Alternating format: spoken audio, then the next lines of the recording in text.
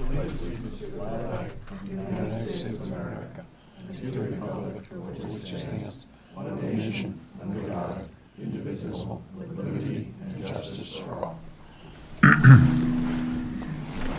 Good evening and welcome. This meeting is being recorded and televised by Chelmsford Telemedia. If there's anyone else present who is recording or planning to record, will you please so indicate at this time.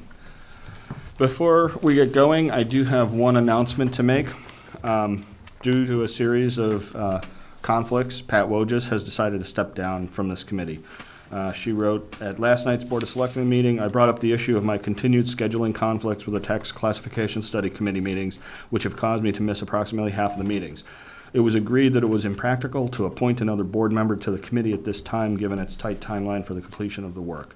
However, it was decided that there should be a liaison to the committee so that any questions to the board can be addressed in a timely manner. Glenn Diggs will serve as that liaison. She says, I regret that I was able not to participate more effectively. I'm confident that a comprehensive report will be produced by the committee, and I look forward to the presentation in October. I'll just add that hindsight being 2020, I do regret that I did not see these conflicts coming a little bit sooner when we moved the meeting nights from Mondays to Tuesdays. I think we're all aware that the selectmen have an awful lot of other meetings beyond their own. Mondays are the one free night.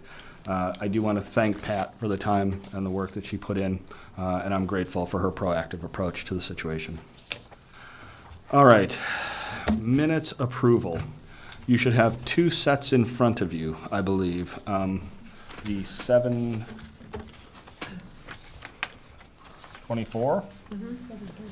and 7/31. Are we ready to vote on 7/24? I move that we approve the minutes of July 24th, 2018, with the one correction of John's last name on the last page. Thank you. Very important. Okay. Okay. Any objection? I guess all in favor? Aye. Any abstentions? Okay. And what do we want to do with 7/31? Do we want to sit on those, or do you feel like you're able to go ahead with those tonight as well? I'm fine. Can I just ask the committee a question? On this, under committee member presentation questions, there's a sentence that says, the reports that J. Edward presented were characterized as leaving you feeling in the middle of the road. Did I say something about roadkill? I don't know what that's referring to. I don't either. I understand what it's referring to. Maybe we should just change the words a little. So what does it refer to? I think it was you gave us information, and then, it was basically very well stated and very well documented through the state information that you received. And then I think, was it you, Tom, that had a discussion with him, and it just, everything seemed to be conflicting. So I think that's what she was getting at. Thank you. How. Do we want to rewrite that sentence, or anybody want to take a stab at it? I think we should just leave the whole sentence out. Okay, strike it. I'll be quite honest, I don't even remember which specific reports were being discussed. I was thinking it was the report on the what happened to communities with respect to their CIP levies when they split the rate, when they move it up and down. And what I said is that, well, it depends on the town. It's very different for each town. It seems to me that the minutes ought to reflect what it was we were discussing at the time, what he had presented. And they should probably be changed to reflect that, because I didn't know what that sentence meant. Do you want me to take an action item to reach out to Colleen to maybe watch that part of the meeting again quickly and? Sure, and then we'll reconsider the minutes at the next meeting. Yeah, Okay, so we'll put those aside for now.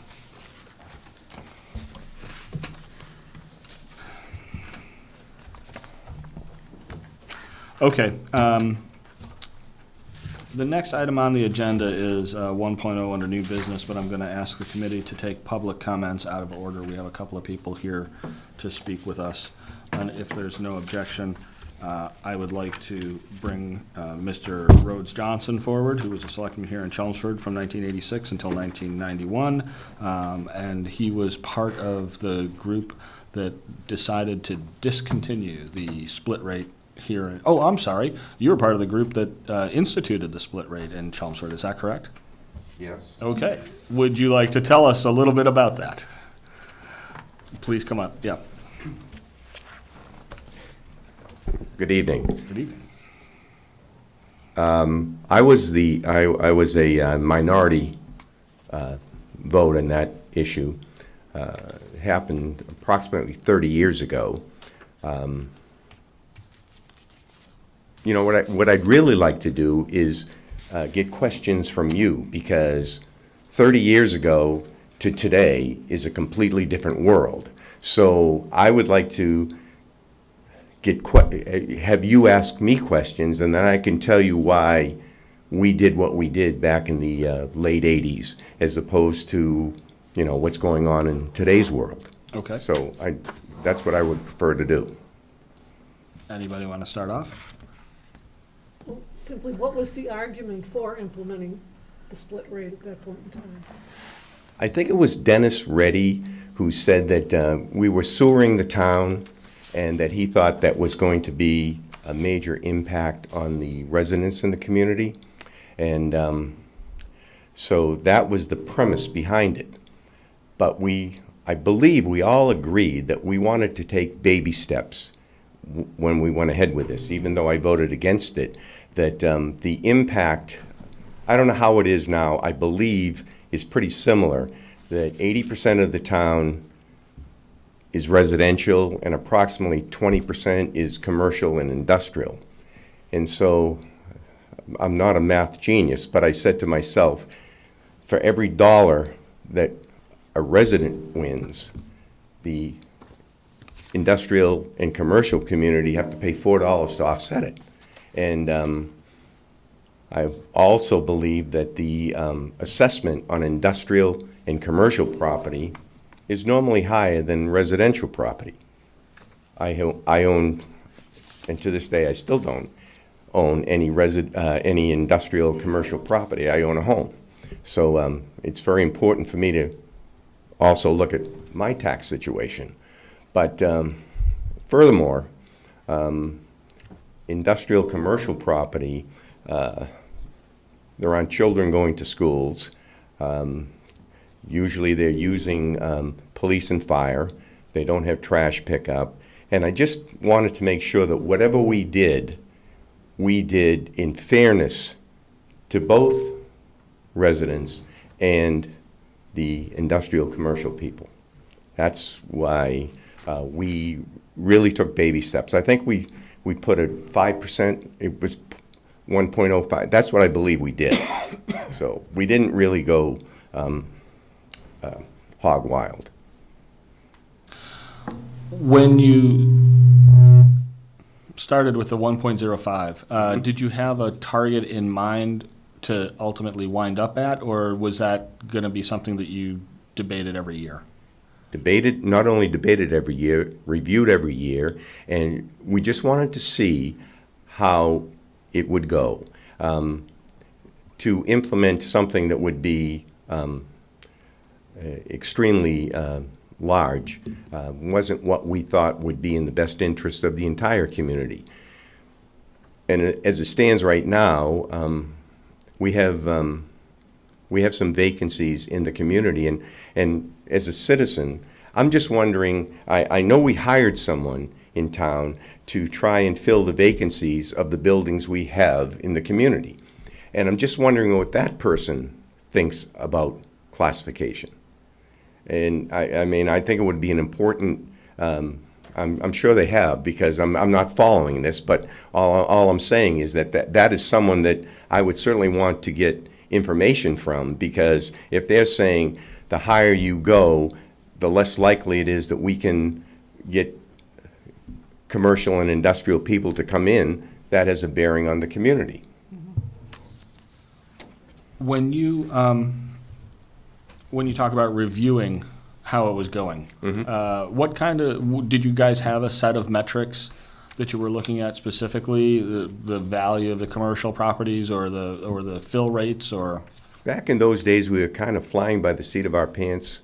I mean, we really, this was, I think it started in the late 70s, maybe, something like that. And so we were looking at it maybe 8 or 9 years later. And a lot of communities weren't doing it, but the communities that seemed to be doing it had a higher, higher industrial commercial base in their communities than we did at the time. So we really wanted to move very slowly on this because we didn't want to put ourselves in a position where we would make it untenable for industrial and commercial businesses to remain in the town, but more importantly, we didn't want our competition being other towns taking those businesses away from us. Question? Rose, what were you said you didn't have a business, you only were a resident 30 years ago? In Chelmsford? yeah, What were you doing for employment? I worked for my father in the insurance business. We had an office in Lowell. Thank you, that's what I needed to know. Thank you. Now, after the decision was made, how did the community react?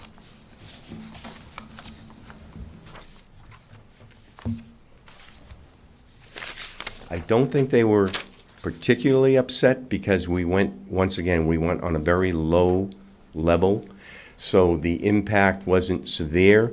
But I believe, once again, my memory, but when did we undo classification?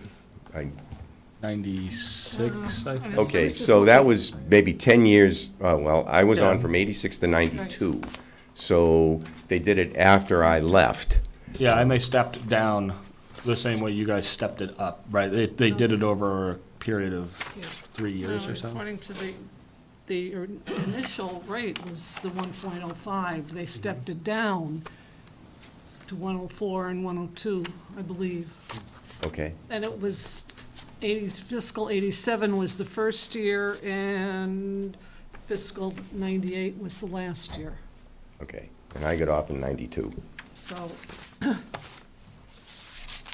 you said Dennis proposed it was it somewhat related to the sewer, Well, that was his premise. Obviously, I didn't agree with it, but Yeah. that was his premise, and the vote was 3-2. But I think we did prevail in saying that let's go as low as we could go, and that was a unanimous vote. Once we voted that way, we didn't want to go to an area that would be very difficult for business.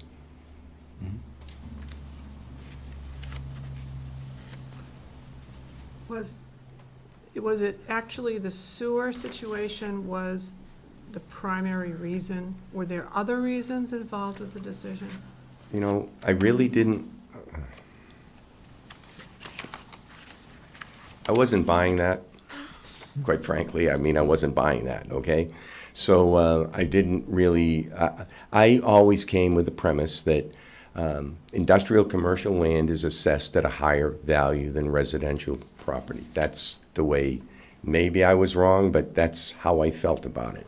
And I also thought that I didn't want to discourage business from staying in our community, because if they left, it hurts us.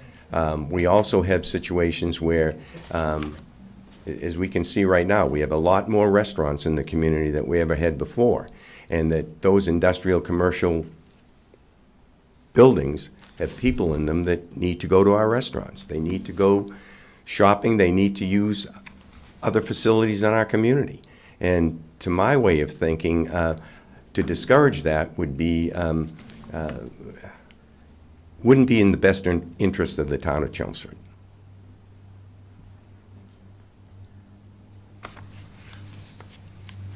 Any other questions? Okay, well, thank you very much. We I do also appreciate- want to say I am very impressed with, really, the amount of work you people are doing is incredible. Can I ask you just one other question? With your committee, are you going to be, how does this work? Are you going to report back to the Board of Selectmen and give them a recommendation, or?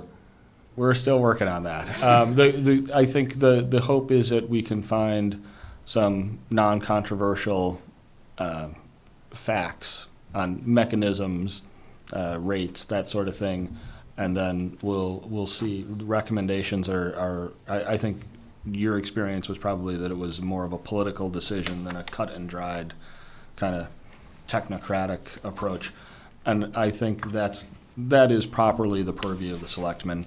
I think we're going to try to leave that up to them. Okay.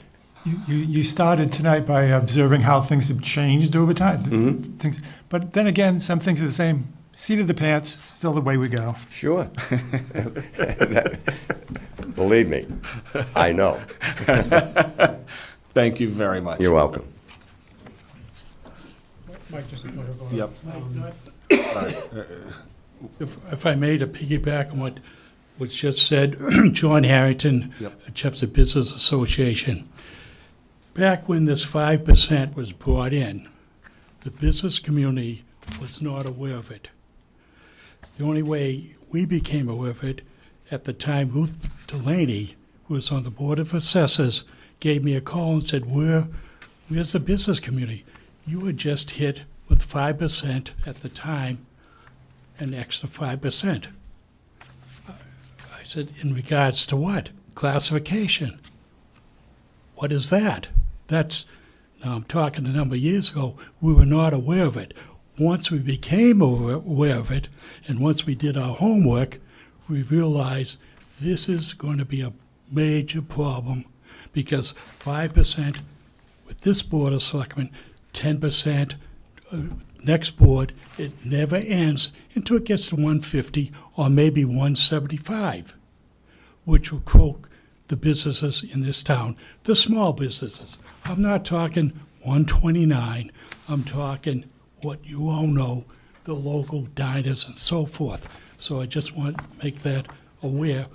As a business community back then, we were not aware of this. You're aware of it now. We've been aware of it for 20 years. I was going to say, John, you haven't missed it since. All right. Let me ask you a No, we question. haven't. Let me ask you a question on that. You said that you weren't aware of it as a business person, right? Absolutely. Okay. Let's take it the other way. When it was dropped, were the residents aware of it? I mean, isn't this equal? Well, I would have to say, Helen, classification is well known in this community. It's talked about, it's advertised about. We certainly have the Lowell Sun, which is a champion of classification. Even though what they're saying in their articles are not true, this town is well aware of classification and the ramifications of classification. So, Okay, yeah, and I will tell you that that's not true. well, I will I tell you- I No, I you can't. disagree with you. You can disagree with me. 100%. You might be talking about your neighborhood. Classification is well talking known. about what My you- association Helen. sends I'm not out gonna argue with him. I just want to say what I'm information trying to say. yearly on this. We talk about it. We talk about it all the time. We send out emails about it. We have hearings about it. So let me tell you right now, if the residents are not aware of this, they don't care about it. Bottom line. Now, maybe you will bring in a lot of your friends to come in at the open session. We as a business community, if you want, I'll bring in a lot of people that disagree with this. So where are we going from here? Is that what you want, Mr. Chairman? Because I will. I think Certainly. wait. You have the whole show. We have our own TV show. There's just a little session of it that we devote to public input. So let's let the speakers have their time.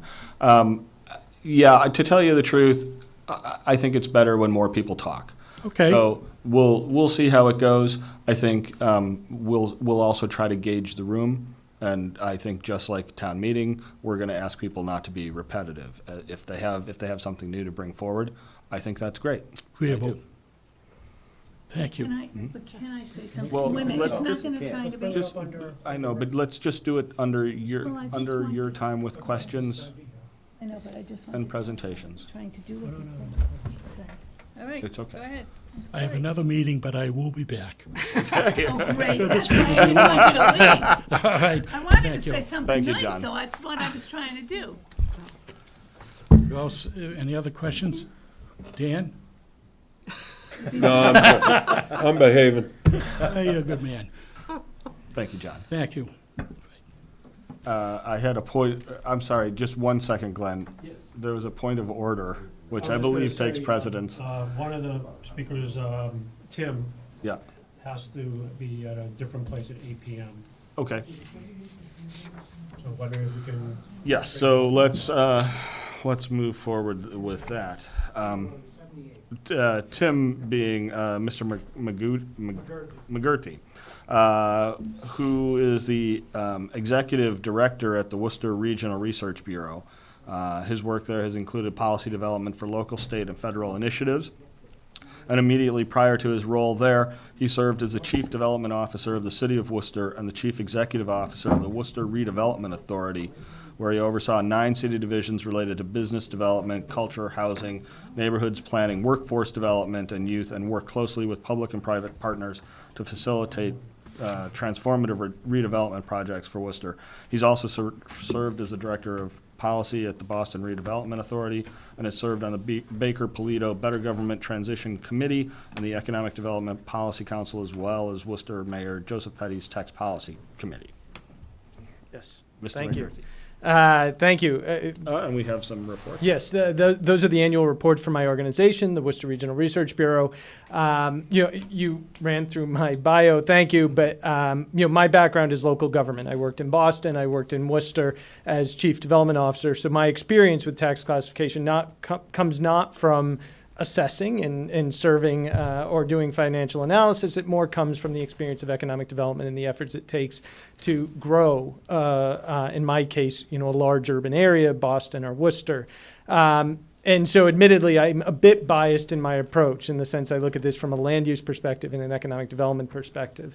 I came to the Worcester Regional Research Bureau in 2014 to serve as executive director.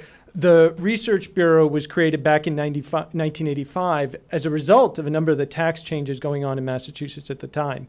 Worcester adopted the dual tax rate at that time. Proposition 2.5 was going on at that time. And in Worcester, there was a change in the form of government. We are a city manager form of government, similar to Lowell. But at that time, the system was changed so that the mayor became popularly elected. So we had 2 kind of main figures in Worcester government: the mayor, elected directly by the people, but serving as head of the city council, and the city manager, who is the chief executive officer for the city. So when I came to the Research Bureau, our goal is to inform public policy, to create kind of a data-based informed discussion of issues affecting the city. And part of the reason for our formation was that during all of those transitions that were happening back in 1985, local government didn't have the resources to do the necessary research and analysis that it may have done in the past, back in days when they had research teams in place within local government. And so the business community and the philanthropic community came together to create the Research Bureau, and they've supported us for over 30 years now. We are a very small organization, a small staff. It's 3.5 staff on board. And what we do is we write reports on issues affecting Worcester and the region. And then we hold forums where we bring in experts to talk about issues that might be affecting Worcester and the region. And we are admittedly focused. You'll see our reports on tax classification. We pull in Massachusetts data, but we look at its impact locally. We don't look at its impact statewide. And that makes us one of those unique organizations around the country. There's really only a small handful of us that focus on municipal policy, not state policy, not federal policy. Our focus is very local. And, anecdotally, it's my sense, Worcester is the smallest community to have a research bureau like we do. Most organizations, Boston has the Boston Municipal Research Bureau, if you're familiar with that group. But then cities like Chicago and New York and New Orleans have them. Worcester is probably the smallest area specifically. But since our role at the Research Bureau is to look at issues affecting the city, tax classification was a big one for us because it was one that is debated annually at the city council as tax rates are set. And as you know, we've gone through difficult times over the past decade or so. 2008 with the recession struck Worcester and other communities very hard. And the debates became very raucous. You mentioned the challenge of, is this a technocrat solution to tax classification or a political solution? I will tell you up front, it is a political solution. We were not able to find the silver bullet that I hoped to find when we dug in deep. There is no cut and dry answer to if, when, and how should a community do tax classification. But our analysis, our results said it seems like a bad idea, that the data we've uncovered, the things we looked at, it seems like a bad idea. And especially when you add in back that lens of economic development, it's a challenge when for a city like Worcester, we're competing against not Boston, not Providence, but places like Shrewsbury and Holden and communities that do not have tax classification, that have a single tax rate, and therefore in every circumstance, a lower tax rate. And that means Worcester is at a competitive disadvantage. So that's how we approached this. That was our overall finding. But if you don't mind, I'll run through what we looked at to try to figure that out. And then I'm happy to take any questions you might have. Just if you could go back one, I think it was important. One thing we found is the state itself, when it looked at tax classification again in 2004, its own Department of Revenue said it is a bad idea, that when looking at tax classification, it is obvious that it will simply push a burden onto a commercial sector, that politically it will lead the communities that engage it in one direction as opposed to a broad-based approach. But it did not change the law, and that's the key, is that it is tax classification, as you know from your current debate, is still allowed under Massachusetts law. Next slide. So these are the things we looked at the Research Bureau, and I not knowing the issues here in Chelmsford, I wasn't able to kind of bring up a new approach to look at how you did it. So I'll use Worcester as the example, and you can think about how and whether it applies to you. But just the history of tax classification in Worcester, and in figuring out, do property taxes matter? Because that's really the question. It's, do property taxes actually have an impact on economic development or on a city and its economy? We tried to look at three different things. We looked at property values, because obviously taxes are based on property values, and do they then influence property values? We looked at jobs and employment, because as we look to grow Worcester, we look to grow jobs, not just the tax base. And we looked at housing costs. So we tried to look at it from a business perspective, and we tried to look at it from a residential perspective. Who is harmed? How does it impact the folks in the city? So then we looked at what are the implications, and then if negative, what are some possible solutions? And we did 2 reports to get there. The first was tax classification, passing the bucks. And that was our report where we did the deep dive analysis and made recommendations that Worcester look towards rebuilding a single tax rate. And we recognized it could not be done overnight. There's a significant differential in Worcester between the residential rate and the commercial rate. But we said Worcester should actively work towards moving towards a single tax rate again. The town adjacent to us, Auburn, is doing that right now. They are intentionally moving away from a dual tax rate towards a single tax rate.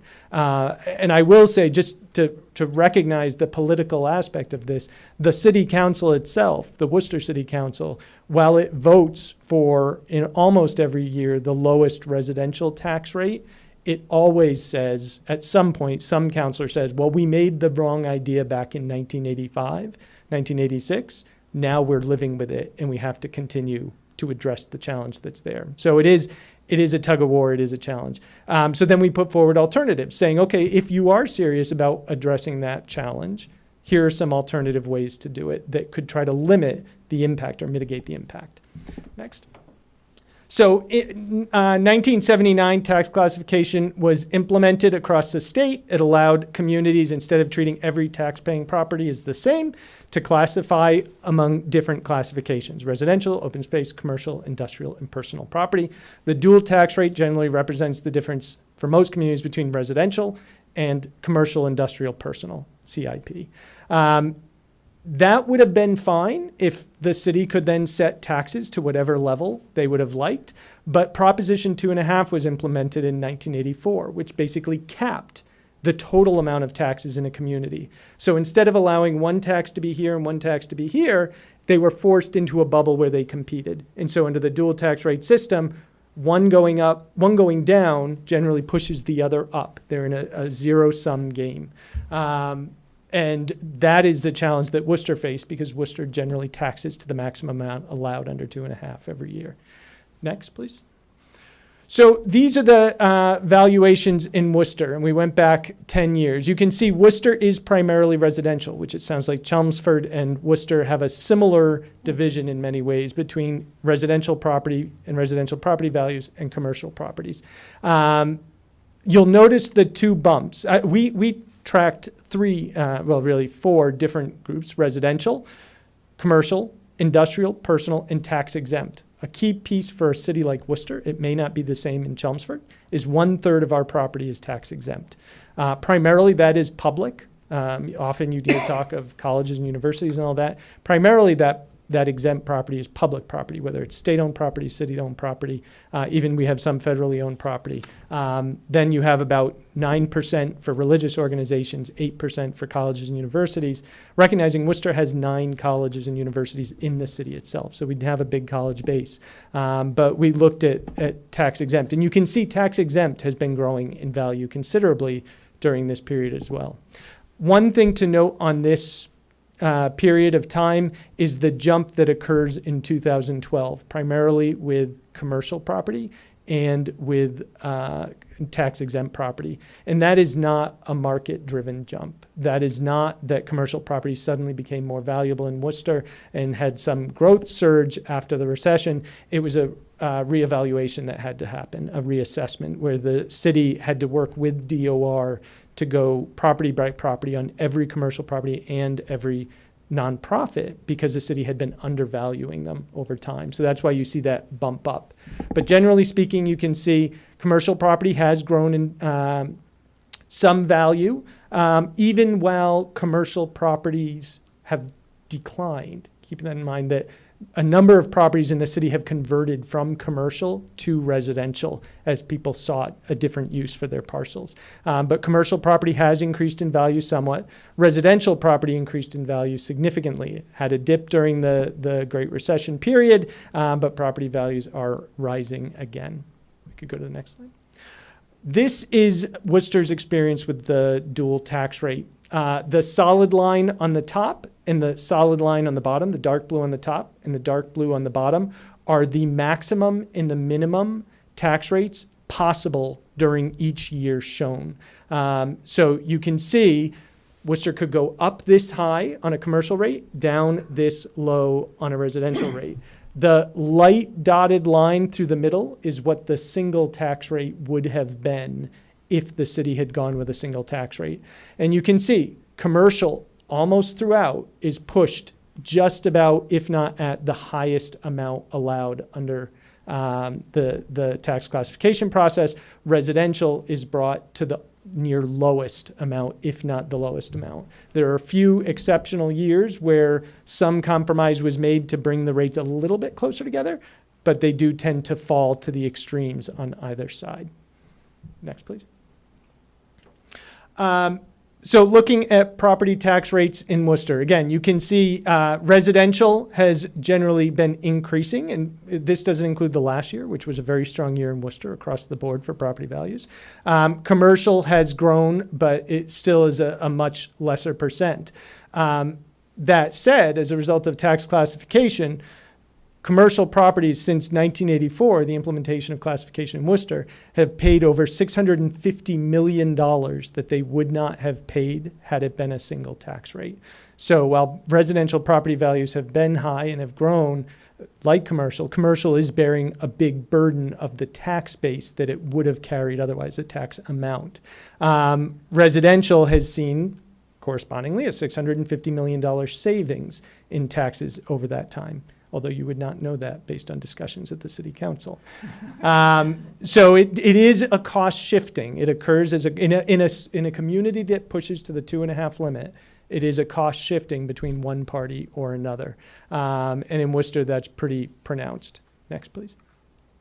So what we tried to do is say, does that matter? Do taxes, property taxes matter, recognizing all the things that goes into a business's success based on the market, based on the, kind of national economic trends, based on state and federal taxes that might be involved. Do property taxes matter? And the key piece here, and it sounds like you've hit this issue quite a bit, is it's extremely hard to tell. That, so much of what goes on for an individual business depends on its own individual market. You wouldn't open a restaurant outside of a dense urban area. So you're far more likely to see restaurants open in Worcester than they would in a small rural town beyond Worcester that may have a lower tax rate. So businesses will follow their market. They'll follow the source of revenue that might be there. And then the question simply becomes, does the cost of doing business in that place outweigh the revenue that might be achieved there? And what we found is that in many cases it will.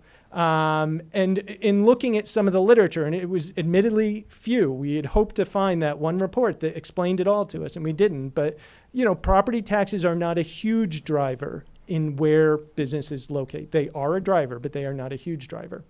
So we tried to dig and say, is there any connection between property values and businesses and business success? And we were unable to really find an indicator of business success, business growth, especially recognizing, and I'll talk about this a little bit later on, the challenge, and I'm sure it's even worse for Chelmsford, of how do you segregate out a small town or a city from its broader metropolitan area? Much of the data about Worcester tends to be metropolitan Worcester, not city of Worcester. And so how do you figure out what's going on in the city versus, I've heard Marlborough mentioned a few times since I've been here, Marlborough falls into the Worcester County area. So how is Marlborough's success and Worcester's success separated out?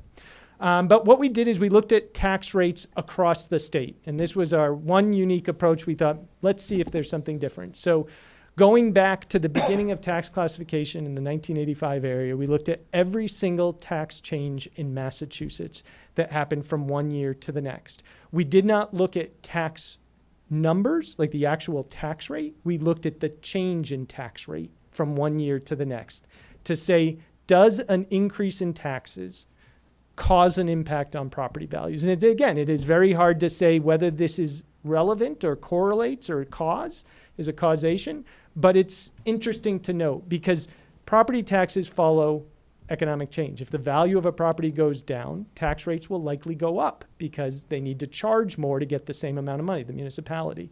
But we looked at what happens a year out. If a tax change happens, are property values going up or going down a year out? And so that's over, it was over 9,000 tax changes across Massachusetts. Chelmsford tax changes would have been in there and the impact on property values the next year. And what we found is property values are generally pretty resistant, that a tax change doesn't automatically cause a decline in property values a year later. But as you get more and more extreme in your changes, and what we have here, the 1 to 10 represents, we've looked at all 9,000 and then we divided them based on, okay, the smallest tenth, the next tenth, the next tenth, the next tenth, all the way up to the most extreme tenth.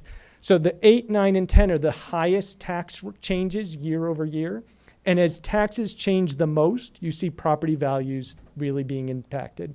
And for us, what was interesting, it was the industrial property tax values that were changing the most. And Worcester, as you know, is an old industrial city. We have a lot of jobs in the industrial sector. It's gone down quite a bit over the years. But that's a critical element of Worcester's economy and maintaining a diverse economy. So what we said is, look, taxes could matter. We can't guarantee it, but taxes could matter. And there seems to be a relationship between taxes and property values at the extremes. Not necessarily all the way through, but at the extremes. So what we did is said, how do you address that? Since we don't know if this was $10 to $11 per thousand or $30 to $35 per thousand, we're not looking at individual tax numbers, just the percent change. We're not saying $20 per thousand is the perfect tax rate. We don't know that. But what we do know is if taxes are going up or down dramatically year over year, which in Worcester they tend to do because of the change of the economy and the tax rate structure, it can create problems, especially for commercial and industrial users. And so what we recommended is, that was well, I'll get back to our recommendation then. You can tell from the title, but we'll get back to the kind of overall sense of the recommendation. So we did say tax rates have an impact. The change in tax rate year over year has an impact. Next, please. And so then we did cull out Worcester alone. And Worcester alone, again, we're going from 9,000 changes to 30 changes. That's the number of tax rate changes that happened in Worcester during that period of time. It's far less conclusive. You know, when you look at it on such a small level, you can't see trends. But when you looked at it at the larger level with all of that data, you could see a lot more trends. Next, please. So then we said, okay, what about jobs? So property values might change, but does that have an impact on jobs? And what we found, surprisingly, is absolutely not, based on what we saw, that jobs are almost the inverse on property values. And I cannot explain why that is the case. But if you look, what jobs really do, so the first chart shows you changing tax rate on employment in Massachusetts. Again, inverse, employment's going up as tax rates are going up. The second shows what's really probably going on is that jobs are following national economies, not local economies. That Worcester's job unemployment rate is generally tracking what the state and federal government are doing, what state and nation are doing. And so while Worcester might be able to affect things in the small scale, it really isn't having a broad impact on jobs. The other piece, as we sat and debated this issue that we identified, is because a third of Worcester's properties or property value is in nonprofits, a major portion, most of Worcester, 40% of Worcester's jobs are in eds and meds. Almost all of those are tax-exempt organizations. So tax changes would have no bearing, property tax changes would have no bearing on jobs for those organizations because they're not subject to the tax increase. Next, please. And then we looked at, so how are jobs working in the city? How are they growing? And you can see Worcester has been fairly flat over time. It's had some good years lately coming up. But Worcester tends to be a fairly stable place when it comes to an economy, when it comes to a job. And a lot of that is because these institutions that are the backbone of Worcester aren't going anywhere, and they tend to hold on to employees during bad years and grow during good years. Next, please. So finally, we wanted to look at what's the challenge for residents. And what we found for Worcester is an expensive place to live based on the income of the residents that are there. It is a very inexpensive place to live when you compare us to Greater Boston and some of the higher end communities. But when you look at the cost of housing in Worcester versus the income of residents of Worcester, it is a challenge. And it is especially a challenge for renters as opposed to homeowners. So we looked at how renters and homeowners, what percentage of their income is being spent on housing, assuming property taxes flow through to make up some cost of your expenditure on housing. And what we found is renters are spending about 50% of their income on housing. Homeowners are spending about 30% today. It's gone up and down a little bit over time. 30% is the national basis, national recommendation of how much someone should spend on housing. So that does indicate a challenge in the residential market when it comes to any overflow where taxes might be impacting residential costs. Next, please. So this is, and I'll run through this quickly because this is more Worcester specific, but so how do you address that? Well, number one, you can reduce spending because then you're not charging as much for taxes, you're not taking in as much for taxes, and therefore everybody benefits. Number two, you further diversify the tax base. Sounds like here, we are losing our manufacturing and industrial sectors. How do we get those sectors to grow? How do we get commercial property to be able to grow and therefore diversify the burden of that tax base? Because those smaller companies are still, like I said, it was 3,900 companies back in 84, or 3,900 parcels, commercial properties in 84. Now it's 3,500. Those same parcels, the smaller number of parcels are carrying an even greater weight individually. And so how do you expand commercial activity, expand the market, and therefore diversify the impact on commerce? Or number three, implement the single tax rate locally. So really quick, if I could. we looked at two options. Number one is, again, and we recognize it is a political decision. It is not a simple decision. And how do you try to mitigate the impacts? So our first was hold commercial exactly where they are so that you're collecting the same amount of commercial, and then increase the residential over time to try to bring it up to the same tax rate for both commercial and industrial over time. And then the second is to change both. So bring commercial a little bit down, residential a little bit up, until you get to the point that they're both equal. Next, please. And what we tried to do is create a way of looking at, let's see if this is this one. So we came up with different alternatives for the city to look at, which kind of explored, can you absorb new growth without incorporating into the budget? New growth goes on top of 2.5. So therefore, if you absorb it in, it can be taxes that you don't spend or taxes you don't collect. We also looked at freezing at a certain point, and then working off new growth only. Extremely difficult, if not possible, to do many, if not most of these alternatives, but they were ways of looking at how do you move the tax rates closer. Next, please. And this is where it was complicated. I understand part of this came from a conversation about seeing the spreadsheets that went behind all this. It was complicated, kind of digging through to come up with some assumptions that would work to say, if we looked out over time, how would things change? But next, please. Bilateral, bringing the two together, we looked at different transition periods and how long would it take if you set an arbitrary amount of, we're going to change the tax rate to a single tax rate in 5 years, what would be the relative pain for commercial and residential over that period of time? And we looked at 5, 10, 15, and 20 years. And you can see just the obvious piece is there's less pain the longer it takes to get back to a single tax rate. The faster you do something with taxes, the more difficult it is on residential property owners if you're going towards a single tax rate, or on commercial property owners if you're going away from a single tax rate. Next. So one thing we wanted to do, recognizing that, not every year is a good year for folks in business in Worcester, and not every year is a good year for folks who live in Worcester, we tried to figure out a formula for identifying what to do year over year. And this is the one that it's not a perfect formula. And it, again, has to deal with the fact that some data is countywide, some data is metropolitan areas, some data is city, and some data is 1 year back, some data is 2 years back. So it's not like you can take a perfect point of time and make some analysis. But we wanted to say, how are businesses doing in a certain year and how are residents doing in a certain year? By looking at things like change in household costs from the census, change in household assets from the census, from property values, change in income that we could pull from various data sources, to looking at how business revenues are changing. What are the kind of gross product, the changes going on in the business environment locally? What are the costs, change in annual wages, change in healthcare costs, and trying to come up with a formula that balanced the two. Next, if you could. And this is what we came up with looking at Worcester. Recognizing our recommendation was to get towards a single tax rate. There were some years we recommended slight movement. Some years we recommended more moderate movement. Some years we recommended no movement based on who was feeling the pinch.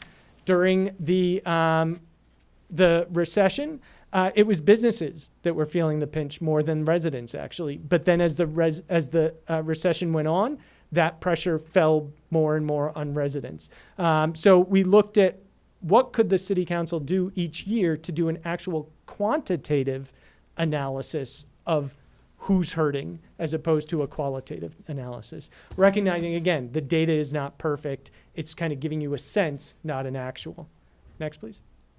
And so that is me. Again, our finding, what we do recognize is it is not a perfect solution, and there was no one recommendation we could go to city council and say, this is what you must do. But what we did say is it has an impact, and you should look at it year after year, and you should figure out quantitatively what to do, as opposed to simply, there was talk about how many people can come to a city council meeting. That's the wrong way, frankly, in my view, of resolving the issue. A better way is to figure out how do you track impacts in Chelmsford year over year, and how do you address those challenges. But with that, I'm happy to take any questions. I may have missed something here, but Worcester is back on track to go to a single rate. No, No, we're not. okay. We were not persuasive when it came to the city Okay. council's vote last Okay. year. So the solutions that you have to managing taxes is to implement a single rate, correct? You had three. You had decrease spending, diversify your tax base, and implement a single rate. It was a recommendation to avoid what we saw as impact on commercial and industrial property and Worcester's competitiveness. And this is anecdotal, but I'll point out, this year, 3 major companies left Worcester for surrounding single tax rate communities. So in a sense, and this is the challenge in Massachusetts, being such a small state, the jobs will remain that Worcester residents will probably be employed in those businesses still. They're not that far away, but the tax base is eroded because what were major taxpayers are now going to be outside the city. Thank you. I have a question. Do you think that the tax rate for the CIP has any relation to people living in Worcester or not from those businesses that are in Worcester? No. If I understand your question, are you saying does the commercial tax rate affect the decisions of people who live or work at those companies from living in the city? Because possibly the residential is a better tax rate than if they moved out. Well, no, and that's part of the challenge. Worcester's residential tax rate is the second highest in our area.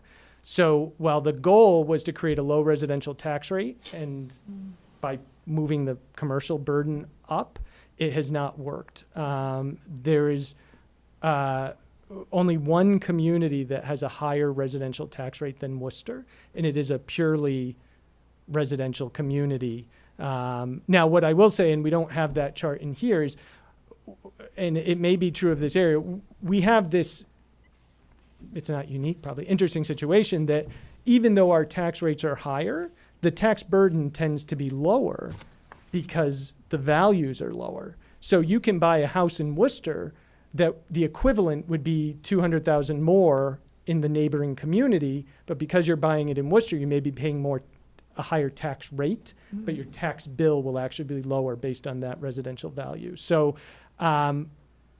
we don't, I don't think we see people moving out of Worcester, getting jobs in Worcester and not living in Worcester because of the tax rate, or moving to Worcester because of the tax rate. And I'm an urban planner by training. I think a lot of it has to do with public education and availability of good schools and, quality of life. People are looking for bigger lot homes or, not kind of that urban environment. And so, we do have a challenge that I was mentioning earlier in conversation today that, higher income folks tend to live outside of Worcester than inside of Worcester, but I don't think it's driven by property tax rates one way or another. You did have the graph that showed that a lot of people in Worcester are housing burdened. And one could imagine that if the residential tax rate was even higher than it is, that could certainly have an impact on people's ability to live in Worcester. It could. And that's why we wanted to look at that is, yes, Worcester's, it is an expensive place to live based on the income levels of the folks who are there. And so then you get into that catch-22 of how do you create more jobs or higher paying jobs, because Worcester is not unaffordable for kind of the median income in Massachusetts. It is hard for the median income in Worcester. And so how do we become a competitive economic base and therefore retain our residential strength? Worcester is, one of the unique things about Worcester is, generally speaking, we are a city and a suburb, because a lot of our neighborhoods can be suburban, like very suburban feeling. You don't feel like you're in a city, whereas there are other neighborhoods that are urban and feel urban. And so we kind of function on two levels, as a city and as a suburb all at once. Is it possible that a lot of people who work in Worcester might live in Shrewsbury because it's so cheap? Well, Or inexpensive, I shouldn't say cheap. No, because on the flip side, housing is more expensive there and tax burden is more expensive there. Tax rates are lower. So Shrewsbury can charge a lower tax rate because the properties are so valuable, they can get more money at a lower rate. So in Shrewsbury, you will probably pay a higher tax bill on your more expensive home. The difference you could argue is that when you sell that home, you will see a much better return than the home you sell in Worcester, even if you've been paying less taxes over time. Can I ask you another, this has nothing to do with, I'm just That's curious okay. on something. You passed out these booklets, I did, yes. and I was wondering why we have somebody from New Hampshire speaking about your tax rate. No. So to be clear, the Worcester Regional Research Bureau does not focus solely on taxes. We focus on municipal challenges. And so our goal, you'll see we have public health, public education. We just finished a strategic plan working with the Worcester Public Schools. We were involved in the city and its administrative strategic plan. We are doing something on energy capacity within the city. We're doing something on the city budget. We any issue the city touches, we touch. We had Governor Sununu come down, former Governor Sununu, not current Governor Sununu, come down to be our speaker to talk about, really, it was an election year, and we wanted to hear about federal, local connections, federal, state relationships as it related to cities. How would, as a former governor and chief of staff in the White House, how did he believe the election in 2016 would impact I localities? was just curious because I saw it and I thought, I Yeah. have to ask you how that did fit in Yeah. there, right? It was very interesting. Yeah. We talked mostly about old stories about the Bush White House years. It was interesting though, really interesting. So. Very impressive list of speakers, actually. Oh, thank you. Yeah. No, we do. We have, if anybody's interested, we have a great annual meeting. We usually get between 300 and 400 people to attend. And it's to hear about an issue of public policy, key public policy affecting cities. So, thank you. I got one question. So Chelmsford has been challenged with providing enough affordable housing for the community. We've had a lot of 40B projects come up, and I don't know if we're there yet in terms of our requirements. But you mentioned with the housing burden graph that we looked at, owners were about 30%, which is about where you should be, and the renters were approaching 50, if not more. Is that a function of lower income from the renters, or is it because the properties they're living in are classified as commercial, therefore the rates are higher, therefore their housing costs are higher? Or is it a combination of the two or something else? No, apartment buildings are classified as residential. They are. So they're paying the residential rate. In fact, that has been a debate locally in Worcester as to getting a home rule petition to have the legislature approve the reclassification of apartments. And it's significant. We're a city. We have a lot of multifamily housing units. And so shifting those to a commercial base would change the tax distribution a bit. Recognizing it would fall on, assuming those rates are then passed through to the renters, it would fall on the renters who are already paying 50% of their income on housing. So it's not a simple solution to kind of the tax burden. But no, I think it's income levels. I think the median income of a homeowner in Worcester is about $74,000, whereas the median income of a renter in Worcester is about $28,000. So it's significantly different. But another factor is that when the housing bubble burst and property values went down, rents didn't come down like That's property. true. That's true. Yeah. Although I will say I was at the city as chief development officer at the time. During the time of the recession, the market rents were about the same as affordable housing rents, what those would be pegged at. And so it was interesting that we did not have a lot of demand for affordable housing. That has changed. As market rents are going up again, affordable housing is becoming more appealing as a comparison in price to some of the market rate units. But Worcester's at about 13% affordability, so we meet the 40B requirements. We are, I will say, the only community around us that does. All the others, I think the highest is 6%. Just one quick question. Would you care to recommend one or two metrics for monitoring kind of the community response to a split or single rate? Something that's timely and something that's impactful, something that makes a difference. If you suddenly saw a decline in workforce participation. I mean, is there, I think we've heard already just tonight that one of the ideas here is if you're going to work with a split rate, you need to be on top of it. You need to monitor it. You need to see that canary in the coal mine. Is there something that you've come up Do you with mind through the going research? back a few slides? Keep going, please. Keep going. Right. No, keep going. Sorry. Keep going. Did I miss it? It might be at the very beginning then. No, it's got to be after that then. Sorry. Sorry. Stop back one more. No. Sorry. Keep going. There. So again, this is really difficult because of the differences in time and the differences in geography. Census data you can get for Chelmsford itself. So you can look at housing burden, comes out annually on Chelmsford. You can get kind of household cost, property. The assessor's data will tell you household assets in terms of property values. We weren't able, that's a challenge. We can't tell what the assets of an individual household might be, their finances, their stock holdings, and all the rest. So we use their property value as kind of the basis.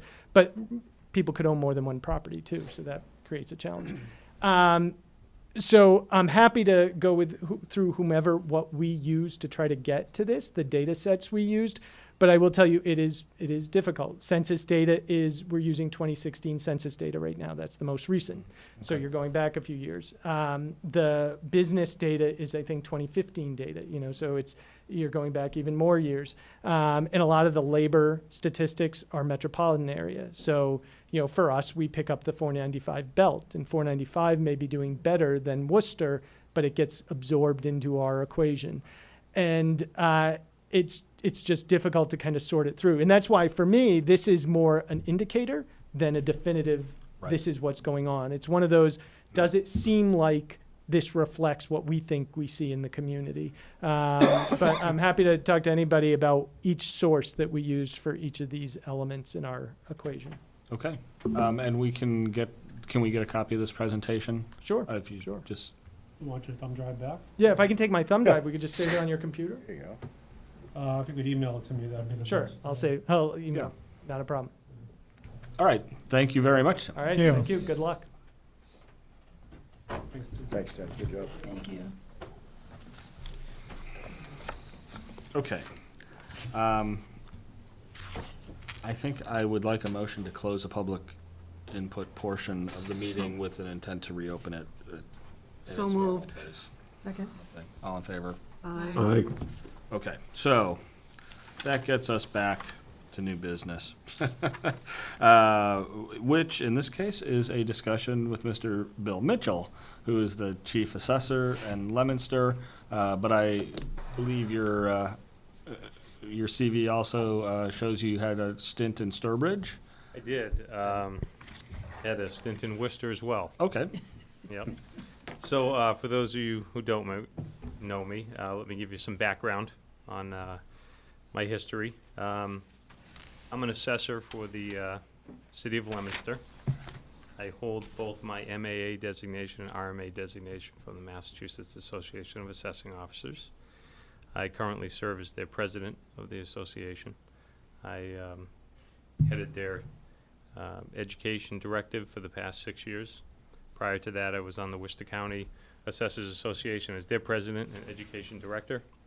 I served on the board in my hometown, East Brookfield, as an elected Board of Assessor member for 9 years. And I hold my residential real estate appraiser's license since 2000.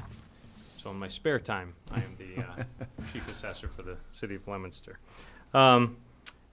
With that being said, I was asked here tonight to talk about our philosophy in Leominster and why we are a single-rate community and some of the comparisons we look at, some of our philosophies on what we do. I want to talk a little bit about the history of classification. I think Tim stole some of my thunder here, but from an assessor's perspective, in 1961, very well-known case, the Better Gold versus Springfield case. The Supreme Judicial Court decided at that point that under assessing or not assessing at full value was unconstitutional. And the way assessors shifted the burden back then was to undervalue residential property and overvalue commercial property, thus shifting that burden. So that was squashed in 1961. And then by 1972, the Sudbury decision came out that gave the authority for the Department of Revenue to enforce that valuation, because a lot of cities and towns were avoiding revaluation. By 1978, we saw the classification amendment to the Constitution come about, which was a way for communities to go through revaluation without a large shift in tax burden. And then by 1982, we saw Proposition 2.5 introduced, and by 84, it was enforced. With that being said, those steps that the Supreme Judicial Court took were obvious to us that fair taxation meant a single tax rate. It's very simple. It's not overcomplicated. That a value of a property on a residential home is less than a commercial property. Therefore, they pay less per $1,000 worth than a commercial property does. So Leominster has had one mayor for the last 23 years. They've had 2 comptrollers for the past 70 years, 1 treasurer for the past 30 years, and the assessor previous to me served there for 25 years. So it was longevity, it was consistency, and it was policy by that financial team to hold true to what they thought was the best way to propel that city forward. So we've been a single tax rate community since 1906. We have no intention of changing. In fact, in 2006 to 2008, when a lot of communities were flirting with a single or split rate to lessen the burden on residential properties during a time when residential values were plummeting, they held strong in tough times and still held a single tax rate. Reason I mention this is because as we look at what it did for us, we went from negative free cash 22 years ago to $9.2 million in free cash currently. We have $5.2 million in excess levy capacity. We are transferring $4 million from our overlay account this year to increase our stabilization account to 15% of our total revenue. We do not do any debt exclusions or 2.5 overrides at this point. In fact, we're looking at building a $26 million police station, which we will not borrow for. What we do is we constantly increase our 2.5% tax levy. It's not easy to do. Residents aren't always happy with that decision. But by doing that, it allows us free cash, which allows us to spend that on capital improvements. So all fire trucks, DPW trucks, snow plows, those kind of vehicles are bought with free cash. So there's no borrowing or 2.5 overrides for that. When we do a police station project, for instance, we will borrow against ourselves, against the stabilization account, and pay the note off for that year. Thus, there is no increase in tax levy and no increase on the burden. What has that done? You know, that's our philosophy. That's what we do. It's not easy, and it's definitely not popular. But by doing that, you know, we've increased our bond rating to a AA2 through Moody's, which if we did have to borrow, it allows us to borrow at a much lesser rate. It also allows us to save the taxpayers' money at that point. Given that, we borrow against the stabilization account to pay the note. We don't end up borrowing or doing a debt exclusion that increases that tax burden. When we compare ourselves to the city of Fitchburg, because they do not believe in our same philosophy. We're very similar communities. We're considered the sister cities. With that given, we have a 79% residential population in our city versus their 75% population. we have 21% CIP, where they have 25% CIP. Given they have a larger CIP population, but the valuation is evident, we have $400 million in valuation in our CIP. They have $252 million. We have $68 million in revenue versus their $52 million in revenue. That allows us also to be at full capacity for our commercial and industrial properties. We are turning people away at this point. We cannot entertain their requests for space. We are very happy that Fitchburg has a split tax rate. We're very happy that Worcester has a split tax rate because we reap the benefits from that. We had a local, actually a national affordable interior systems company who builds office furniture, one of the largest manufacturers in the United States, come to Leominster. And in turn, we had a $12 million industrial building that is 528,000 square feet that was vacated. And it didn't look good for us. We offered them a special tax assessment. Affordable Interior Systems populated all 528,000 square feet with 3 different locations, put all of their operations under one roof, and occupied that space, which in turn now has a value of $31 million in less than 5 years. So by allowing a special tax assessment, a single rate, being business friendly, you end up seeing the benefits from that, and is the reason why the commercial, industrial, personal property levels values increase, and we see the tax benefits from that.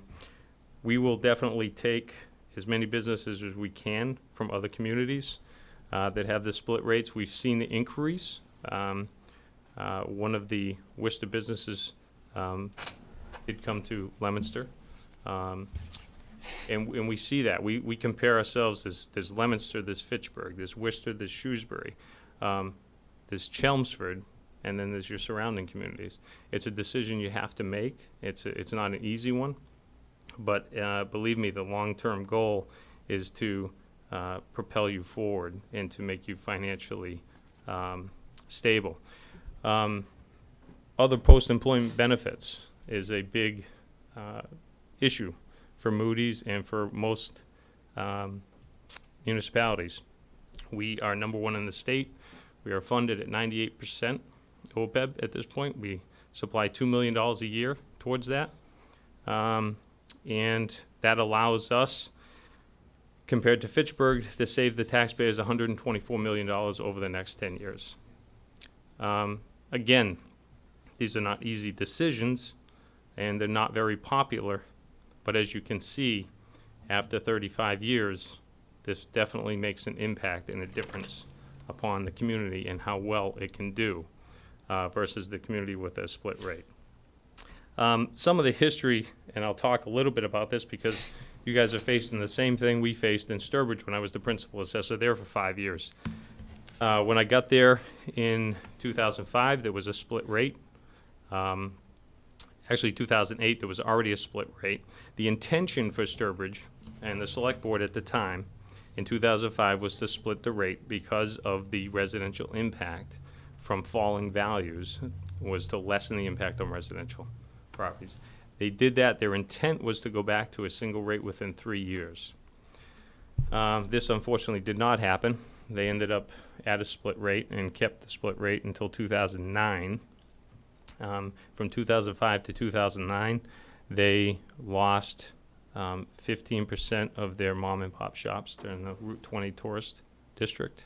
I don't know if any of you remember those little shops, Basketville, some of the little arts and crafts or flea market type antique shops went out of business and couldn't hold on.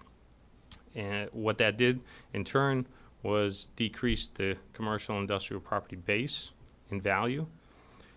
It also increased the vacancy rates, and it was harder to bring a business into town.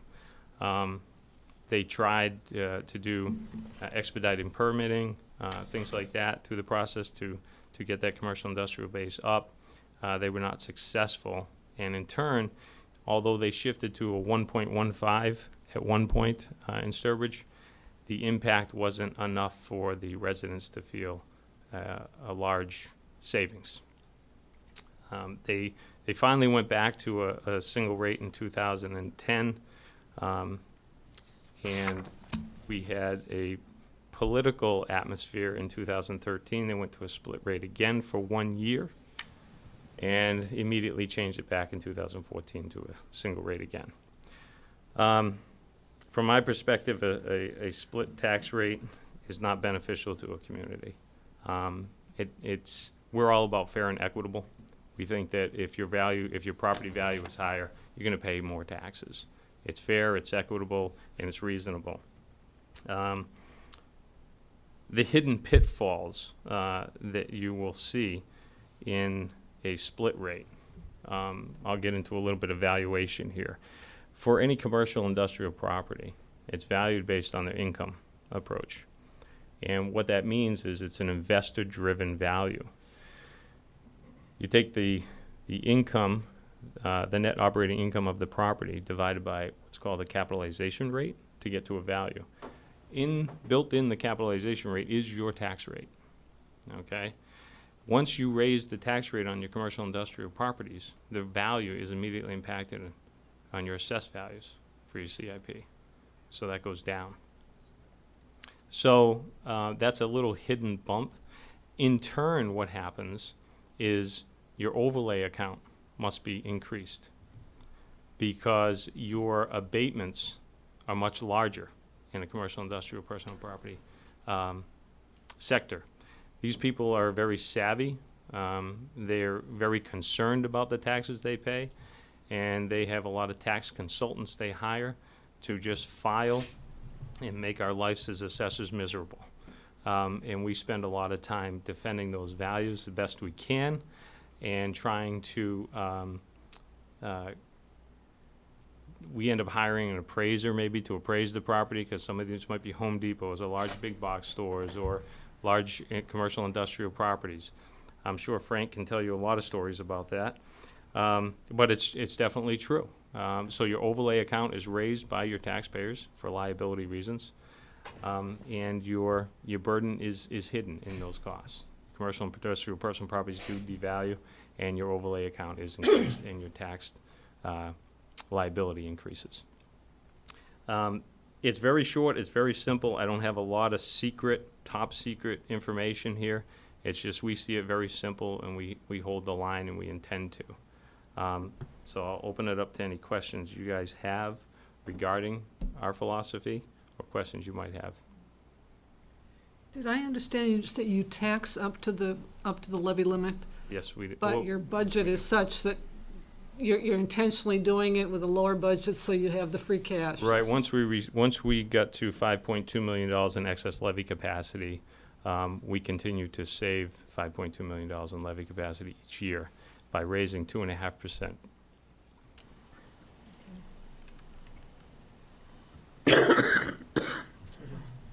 So it's not exactly apples to apples, No. Chelmsford and Leominster, but you mentioned a couple of things that just wanted to follow up on. You said that Leominster's CIP values are higher than Fitchburg, even though Fitchburg has the split. Can you explain or describe why, in your opinion, CIP values matter at all? Sure. So the CIP value is actually going to lessen the burden. Although we're 79%, 21% split as far as population goes, our values on our commercial, industrial, personal property at 21% far exceed Fitchburg's 75 and 25%. So they have a much larger commercial, industrial, personal property population, but we almost double the value. And it's simply because it's more desirable for a commercial or industrial property to be in Leominster. Therefore, the values are higher, and we have more premium properties. Sorry, when you say population, you mean number of Number of parcels. parcels? Mm-hmm. Okay, what's the valuation split? So we have a $400 million in valuation in our CIP. They have $252 million. No, I mean within Leominster. I think I'm used to seeing a ratio of RO to CIP but normally it's denominated in terms of the value of those parcels, not the number of Yeah. parcels. I don't have the information on that Okay. tonight with me, but I can certainly forward that to you. Okay, thank you. Evan? Can't remember the other one right Okay. So I successfully distracted you. Mary, did you have? I guess I thought he was saying that 21% of your Of our tax base is commercial, is industrial, and commercial, personal so property. Yep. that's the metric we've been talking about. Mhm. Which also says that the residential values in Fitchburg are a whole lot less than That's correct. they are in Leominster. That's correct. And when we look at our single rate, much like the gentleman from Worcester said, we're at $19.33 per thousand. Their residential rate, although split in Fitchburg, is $21.04. Their commercial, industrial, personal property rate is $24.84. So I think that says a lot to ours. A lot of people pay attention to the tax rate. Unfortunately, they shouldn't. They should look at the average single-family tax bill and determine that way. The average single-family tax bill in Fitchburg, I believe, is $4,200. Ours is $4,600. So, you see a very minimal $400 savings a year from living from Fitchburg to Leominster, but your values are much better in Leominster. So, Yeah. yeah. So property values, homes and that in Leominster are not really that expensive, is that correct? No, that's right. Our do they median compare single-family with- home is like $254,000. I do remember the other. Yep. So either I'm under the impression from previous speakers that one of the results of classification is that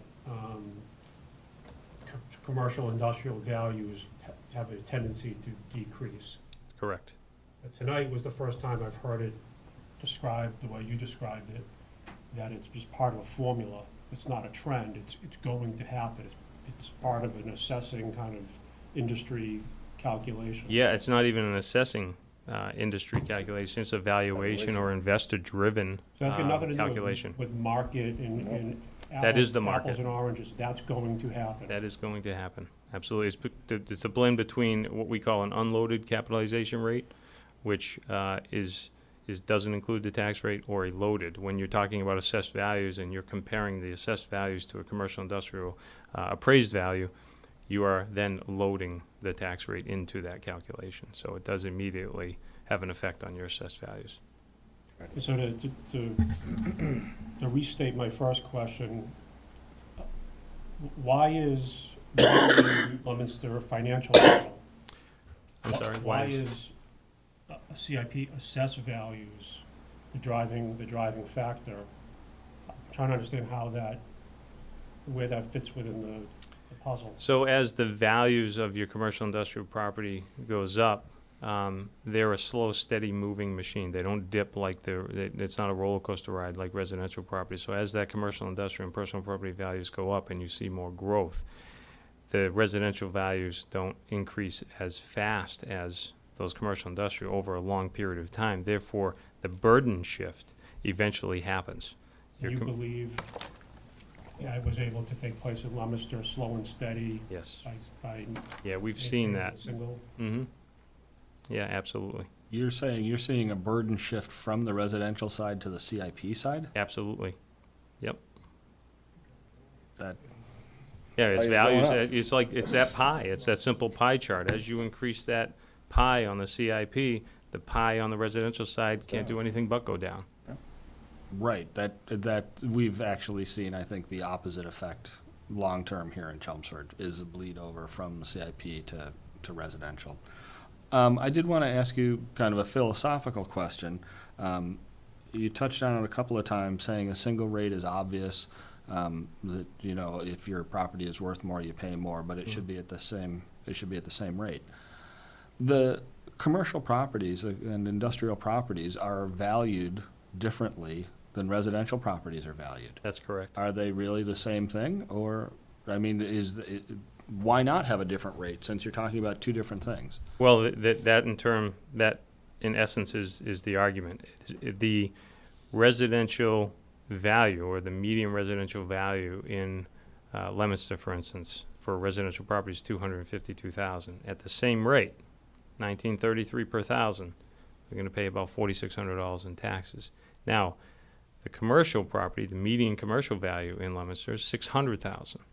So they are assessed differently, but at the same rate, that median commercial value is going to pay more anyway. At the same rate, that's what I'm saying. Okay, thanks. First of all, Google Maps says it's 24.5 miles from your town offices to here, so thank you for coming out You're here. welcome. I just actually had a relative move to Leominster. Oh, did you? Recent college graduate. Okay. I presume she gets paid fairly well, but she chose Leominster and accepted a fairly large commute because it was an affordable place to live. I mean, including for renters. Yeah, Okay. that's correct. My daughter lives there too. It was Can I get their names out there? One of the things that we've been doing as a committee is comparing Chelmsford to our surrounding communities. So we have Tier 1 communities, which we abut, the Tier 2 communities that abut the Tier 1, Tier 3 that abut the Tier 2. If you look at, interesting enough, Tier 1 communities, half of them have a split tax rate. Tier 2 communities, half have a split tax rate. Tier 3, again, half. If you do the same kind of analysis for Leominster, of your 7 Tier 1 communities, the only one with a split tax rate is Fitchburg. If you look at your 12 Tier 2 communities, the only one with a split tax rate is Clinton. And if you look at the Tier 3 communities, of which there are 20, there you have 4, Worcester, Hudson, Littleton, and Ayer, which is actually a couple of our communities. It just seems like it would be the case for Leominster, probably is the case for Fitchburg, that if you have a split tax rate, you kind of stick out like a sore thumb compared to your surrounding communities. You certainly do. Yeah. Yeah. Okay. Tom, I'll get to you in a sec. I just want to follow up on that real quickly. When you talk about, you said you're, you know, in your view, you're in competition, not with you know, places in Indiana, but the local communities around you. With that concept of Tier 1, Tier 2, how far away do you think are the towns that you're seriously competing against? Are places looking to move to Leominster out of Worcester, or is it more a choice between, say, Fitchburg and Leominster? We're right on the edge of that 495 belt, our challenges. We recently had a study done and by a group to figure out a development opportunity for one of our larger parcels that have been undeveloped for a while. And in their research, they compared, what brings people to Leominster, what brings industry to Leominster. We are a large industrial city, much like Worcester. That's our heritage. We promote the industrial manufacturing in our city. We were plastics capital of the New England for a while, that has recently dropped. And believe it or not, we are only number 6 in the nation for electrical and lighting manufacturing at this point. It draws because what they want to do is produce the product in Leominster, but their offices or branch executive offices might be in Boston. So they see an opportunity to develop in Leominster their product and then ship it from that area, but hold their executive offices in a major city. So your zone of competition is quite large then? It really is. Potentially all the way to Boston? Absolutely. Yep, we saw that with our reach out and campaign we did for the Amazon campaign that we submitted for. So, Tom? Yeah, so we recently, I'm going to use the term rezoned the 129 area to increase business development and our tax rate, I presume. And we've also recently, and I'm not sure how recent this is now, but we've hired a business development person. I think you know Lisa. I know Lisa very well. Thank you for stealing her from us. Who is spearheaded to help us with that cause, among other things. And I'm presuming, I don't really pay a lot to town politics, and I'm presuming that this has been driven by the selectmen, by the town manager, et cetera, and there's been a lot of planning that's gone in place to get us to where we are today. I think what has happened at 129 is a big deal. It's a big feat. I think most people would say it's a good thing. Nothing has really happened yet. There's a lot of stuff in transition, and there's opportunity for that area to be something special down the road, most likely increasing our tax base long-term. With all that being said, and with all the effort that we're putting into trying to think long-term with Chelmsford's future, it really, based on your presentation and based on most of what I've heard to date, a split rate just seems like the wrong thing to do, period. I think that a split rate can be used as a vehicle for a certain purpose. And you have to be clear what that purpose is. It could be in a time of need, it could be in a time of struggle. But in our experience, even during those times, it's even more important at that time to stay true to a single rate. And like I said, we're in a very, very good financial position at this point. More so, our comparison of our financial stability goes well beyond 495 belt. That we're getting compared to communities out east like Cambridge and Boston because of our financial stability, our bond rating, our ability to pay and to move forward with our finances. It's a long-term goal, but I think we're finally seeing the benefits from that, and it's important to stay the course for that. Yeah, so it's definitely important to see those goals and to hold true to them.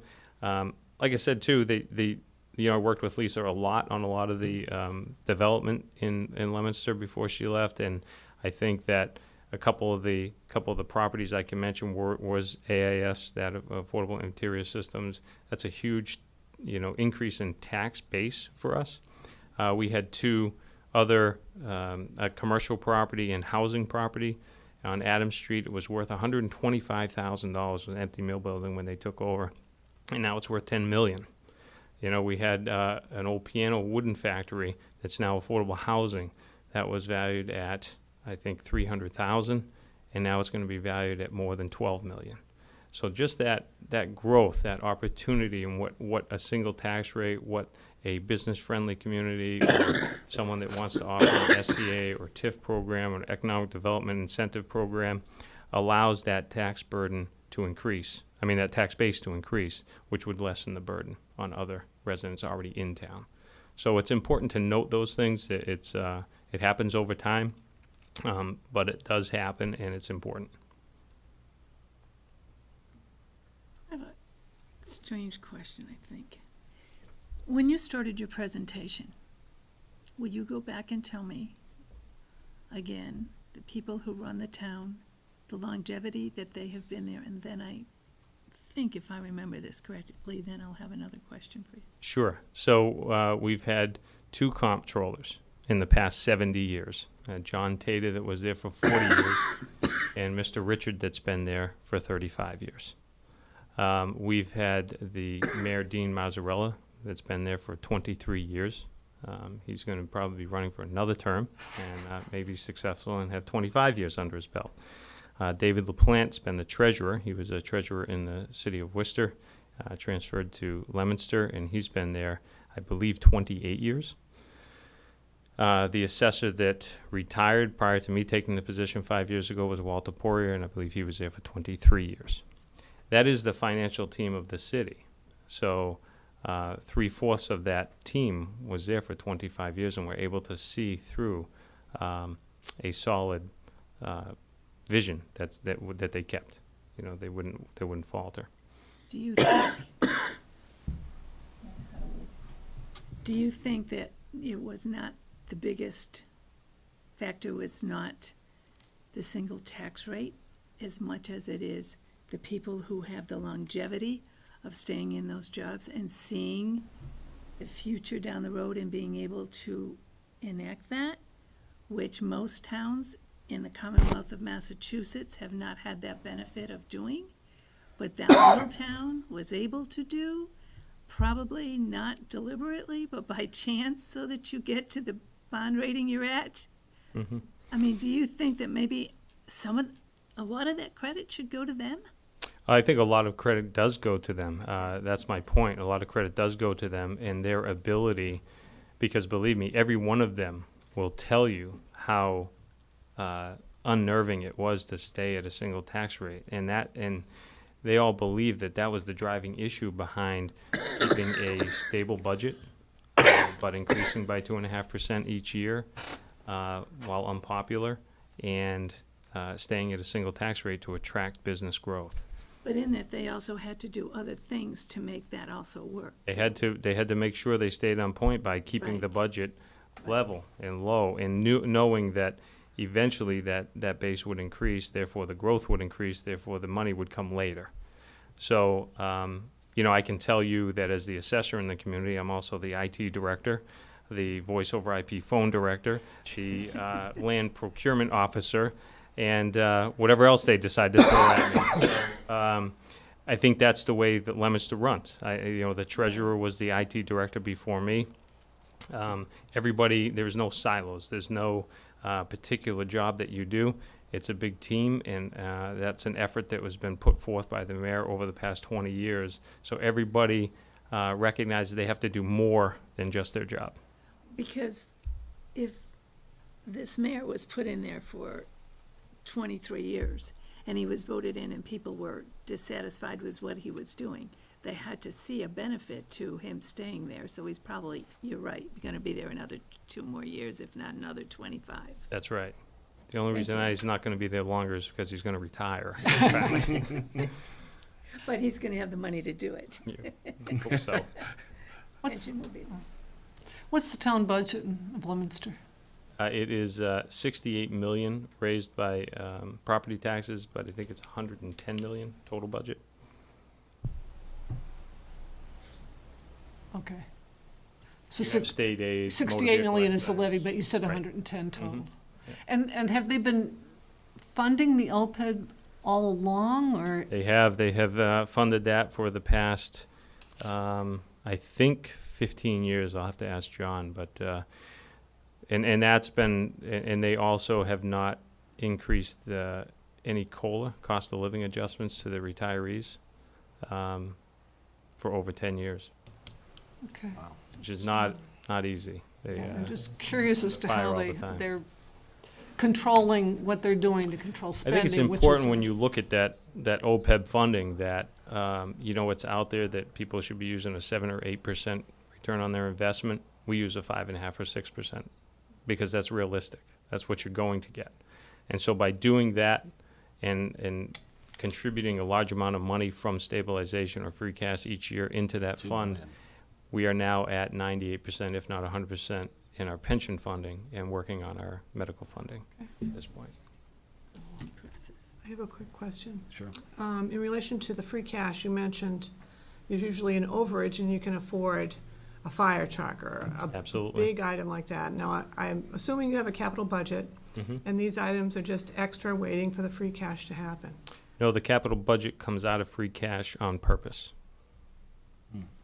So there is no capital budget, so to speak. It is you're going to get what you get depending on what free cash is available that year.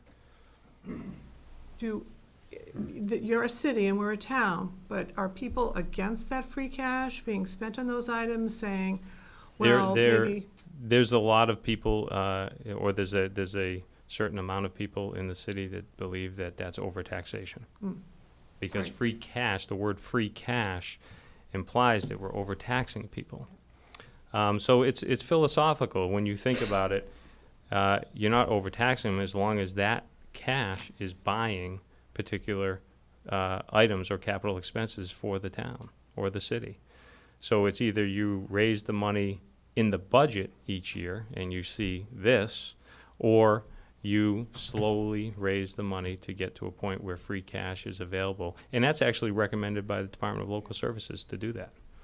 You know, that is a financial objective by them. They think it's smart fiscal management. Thank you. Okay, any other questions? All right. Thank you Thank you, very guys. much. Very Thank you much. for Appreciate coming it. out. Yeah. And Appreciate it. thank you for sharing with us. Okay, next up, we have committee member presentations and questions. I'm gonna start with John, I think, tonight. The first thing is, I'd like to go back, you had talked about a spreadsheet last week, the cost, or the potential increase in costs for rental units with a residential exemption in place. And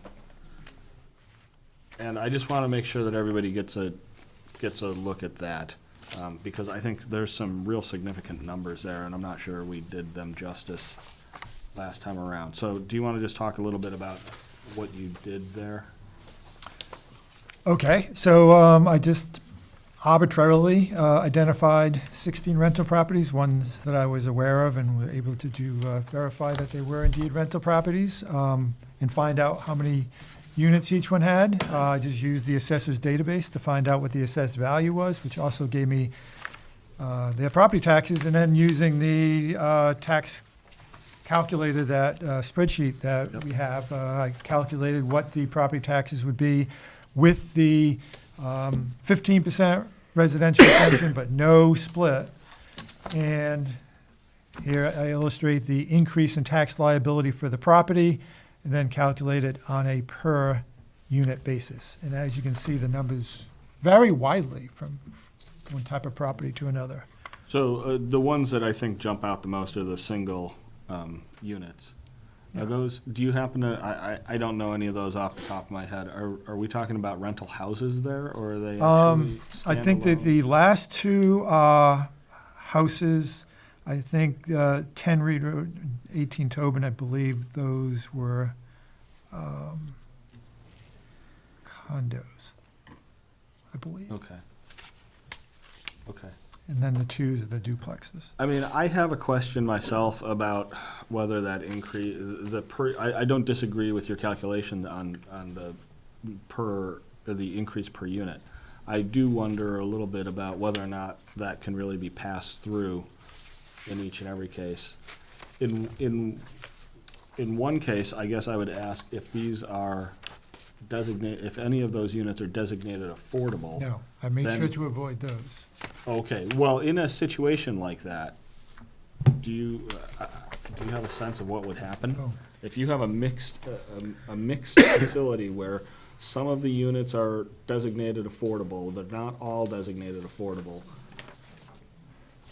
I can't answer that directly. All I can say is that I have a very good sense that, given the market the way it is now, that there's a lot of flexibility in terms of property owners with respect to increasing rents.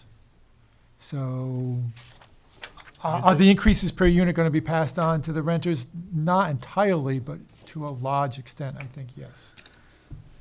Okay. Okay, with respect to affordable properties, it'll be limited as to how much they can do that. What was the split assumed for this analysis? Zero, the 1.0. Oh, no, so it says no split, I'm sorry, So, yeah. yes. But I just wanna keep- a 15% But a residential 15% I see exemption. it. Yeah, Yeah, I see it the now. same number that It's the one that Frank's been using. happened to be on the spreadsheet, and I Yeah. think it's as good as any to work with. Yep. Yep, okay. And presumably that scales linearly with the, well, maybe it doesn't, with the amount of the residential exemption. For example, if it were a 5% residential exemption, would you cut everything by a third? Or I think we might have to redo those numbers. I could if you want to, but I don't I'm just think it would be curious. linear. I think, yeah. Linear. Okay, yeah, I think those are numbers that if and when we talk about the residential exemption, I do think we have to talk about the residential exemption, but those are the kind of things that we need to take note of, because those are not not trivial increases. Kind of along those lines, And renters, by the way, are the most housing burdened. right, and I was gonna say, kind of along those lines, that leads us to the CHA letter. Okay. Do you wanna just kind of take us through that? No, I don't, because this is not me, this is the Chelmsford Housing Authority, this is David Yep. Hedison, but he's just providing some information about, some of the conditions that he has to work with. So, I don't really want to interpret what he's saying, I don't want to report on what he's saying, I think everybody can read it on their own. Okay, well, then maybe we'll, Be perfectly willing to attempt to answer questions or pass on questions to David if anybody has any.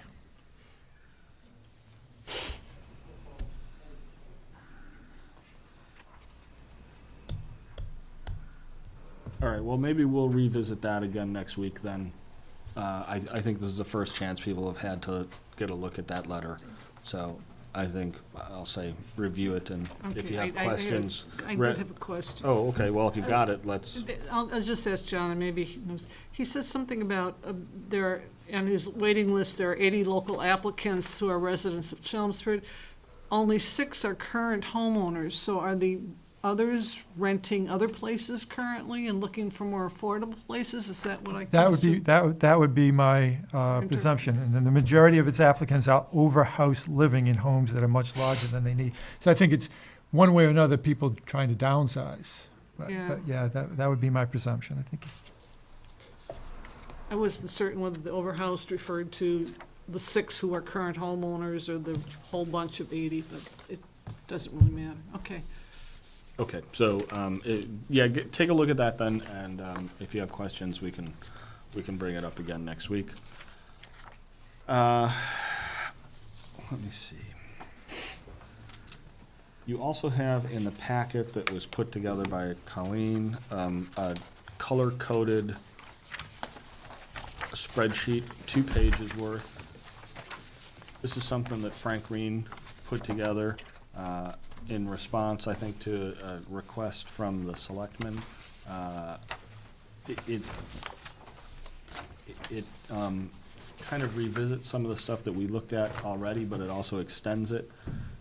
These are the various exemptions that are being used in Chelmsford. You can see the number of participants, the number of people taking the various exemptions.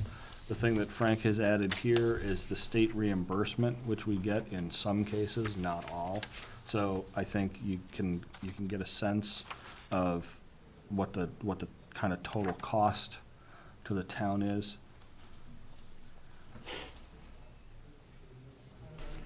State's covered almost 2/3 of the exemption. Yeah, it's interesting. I didn't realize it was quite that high.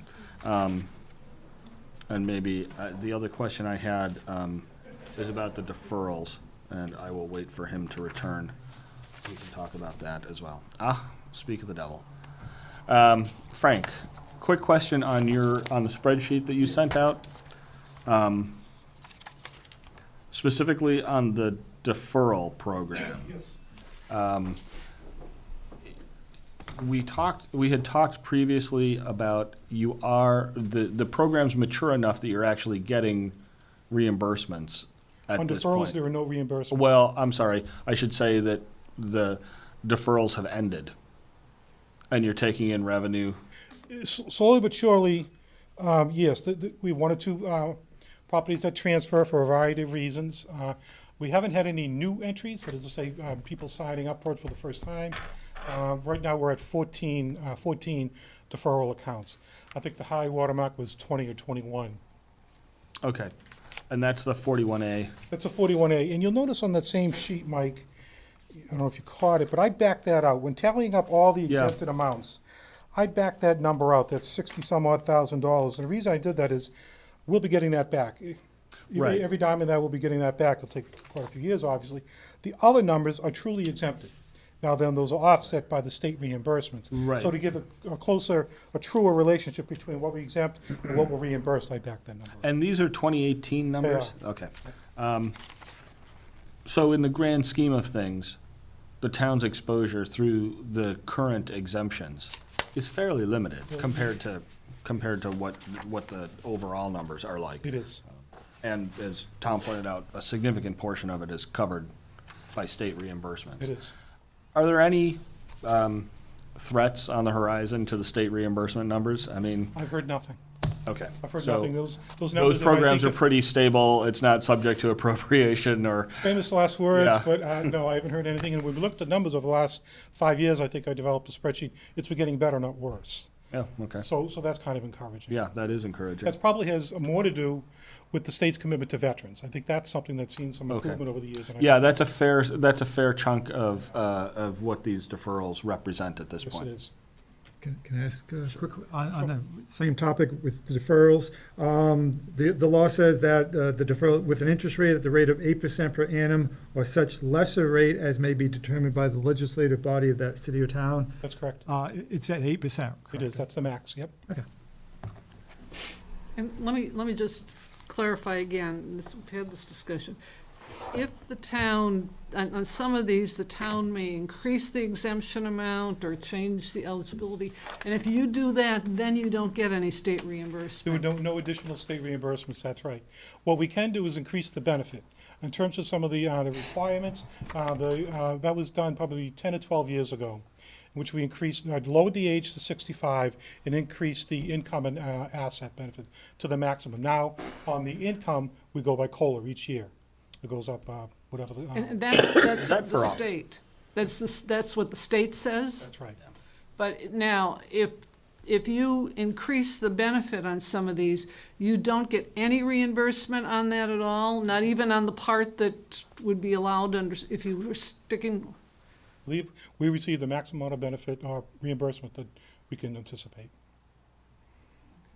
However, if increasing the benefit, to some extent, it's a predictable number. We know what the exemptions are, how many file each year, relatively stable number. If you were to go from $500 to $1,000, clearly it would double.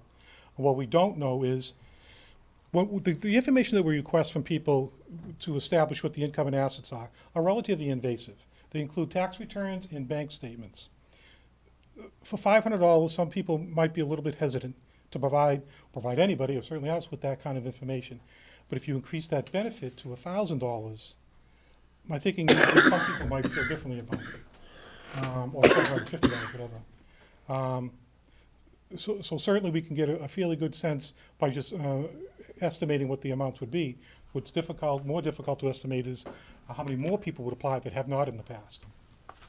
and I guess what I'm, concerned about is we, say, looking at some of the benefit and where is that relative to the size of tax bills and all, and increasing it.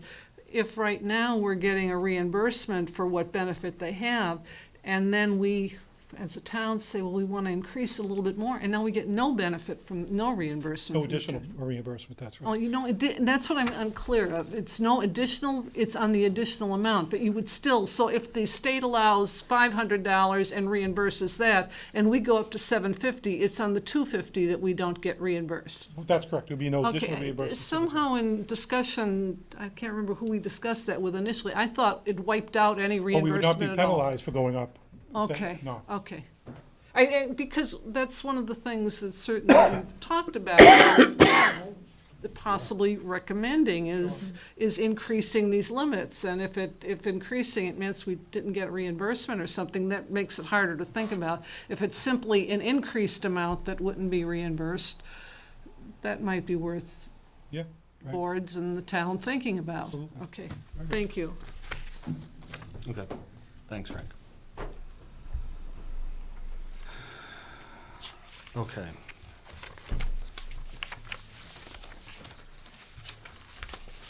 I believe that is the packet that you have.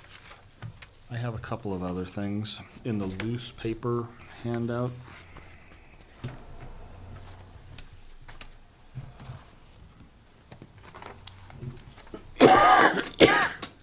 Two pages, one of which is a bunch of numbers, and the other is a chart again. Okay. This is a reworking of Mary's spreadsheet one more time. This includes the values that Frank sent for a selected commercial property. So we're sticking with the average single value or single-family home value, but instead of the set $1 million, we're looking at an actual commercial property in Chelmsford. And you can see that the value there has varied a noticeable amount. Just kind of eyeballing it, it looks like it shows more or less the same pattern as the variation in the residential property or the average single-family value. And then using Mary's number for what the various split rates would be, and calculating the average single-family bill or the selected commercial property bill. So the chart on the top of the chart page is the same as you've seen before. That's the single-family value chart. The chart on the lower one now, instead of showing a decline over the last 3 or 4 years, shows an increase. And I think that's, as we discussed, because we're looking at an actual property now and not a theoretical $1 million value.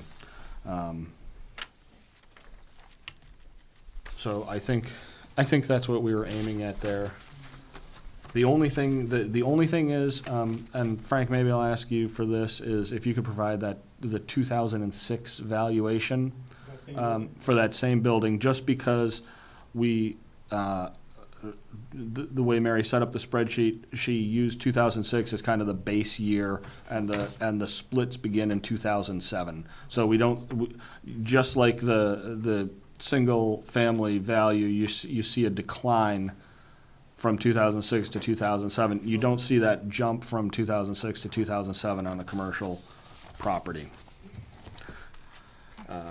Anything else on that? I think that chart should be pretty familiar at this point. Again, we can, and we'll talk briefly in a minute about putting that all on one chart as well. Okay, then the other thing is my rather sketchy first draft of the presentation, 28th. That's 3 sheets of print, mostly words. I have to say, I'm having a little trouble kind of visualizing how this goes. Frank? I sent a copy. I did, Oh, okay. and it's incorporated in these. No, I'm throwing it all together. It will be a delicious stew at some point, but right now it's a bunch of words on a page. I have to say, I'm having a little trouble visualizing this.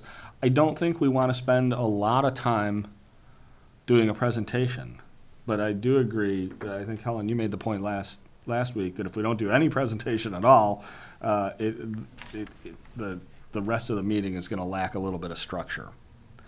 So, What I was trying to say earlier, when you said, it's just my development that I have, when I said, we did not, oh gosh, all right, let me start again. When you made the comment that it was just because I did not know about the tax increases or anything going on, and it's in the Lowell Sun, and it's this, and it's that. Do you remember the conversation we were having? let's speak in. Right, so what I'm speak to trying the to say concept. is, it's not just me, but it's a lot of people. And when I try talking to people, not in my development, because I can force those people to go. It's outside. And what I'm getting is, I'm not going. Okay. They do what they want. We've tried talking, and they don't listen, and we don't know what's going on. So I'm up against, I don't know how to get them in here. Mm-hmm. I thought I could talk to people randomly, and it's not working. Okay. It's not working. Helen, you have to give people the opportunity. If they don't take the opportunity, then that's on their onus. Oh, I know, but So- I'm thinking that there isn't What a else- lot of people. To Mike's point, other than doing a presentation, what else we gonna do? I can't get them in here, 'Cause so that's all I I'm saying. personally don't want our meeting to serve remotely the same purpose as the Board of Selectmen's meeting. Right. It's not a popularity vote. Which is what's gonna happen. Not a popularity vote, it's not who packs the room. Yeah. I think you just do a presentation, the questions that are allowed to be asked are based upon the presentation.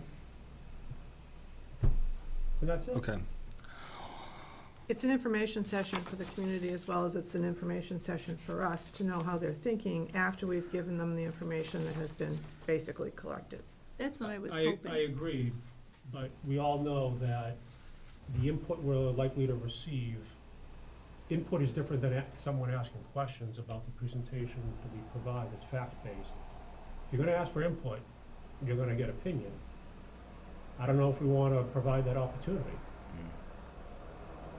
I mean, is that? I'm is that- beginning, I- I'm I- beginning to I see think we need that. to figure that out because Yeah. we're now at the point of trying to figure out what's the purpose, who we gonna invite, how many people we want in the room, because apparently we all think that means something. What's the purpose? Well, I think in terms of getting input, we want as many people in the room as will fit, right? I mean, more is always better in terms of getting input. We want to hear from a broad cross-section of the community. But there are some logistical problems, I think, with doing a presentation at the end of August. That it's going to have to be truncated. It can't possibly be to either the depth or the breadth of I think the charge that we got from the selectmen to begin with. What I've done is basically kind of put out a couple of kind of big ideas, and ask for additional suggestions about what else do we include. But should the presentation be any longer than 15 minutes? I don't think so. Oh, I didn't think it should be that long. And I think just to walk through the split rate, the residential exemption and the small commercial exemption, that's gotta be 15 minutes if we're gonna do it in any kind of intelligible way.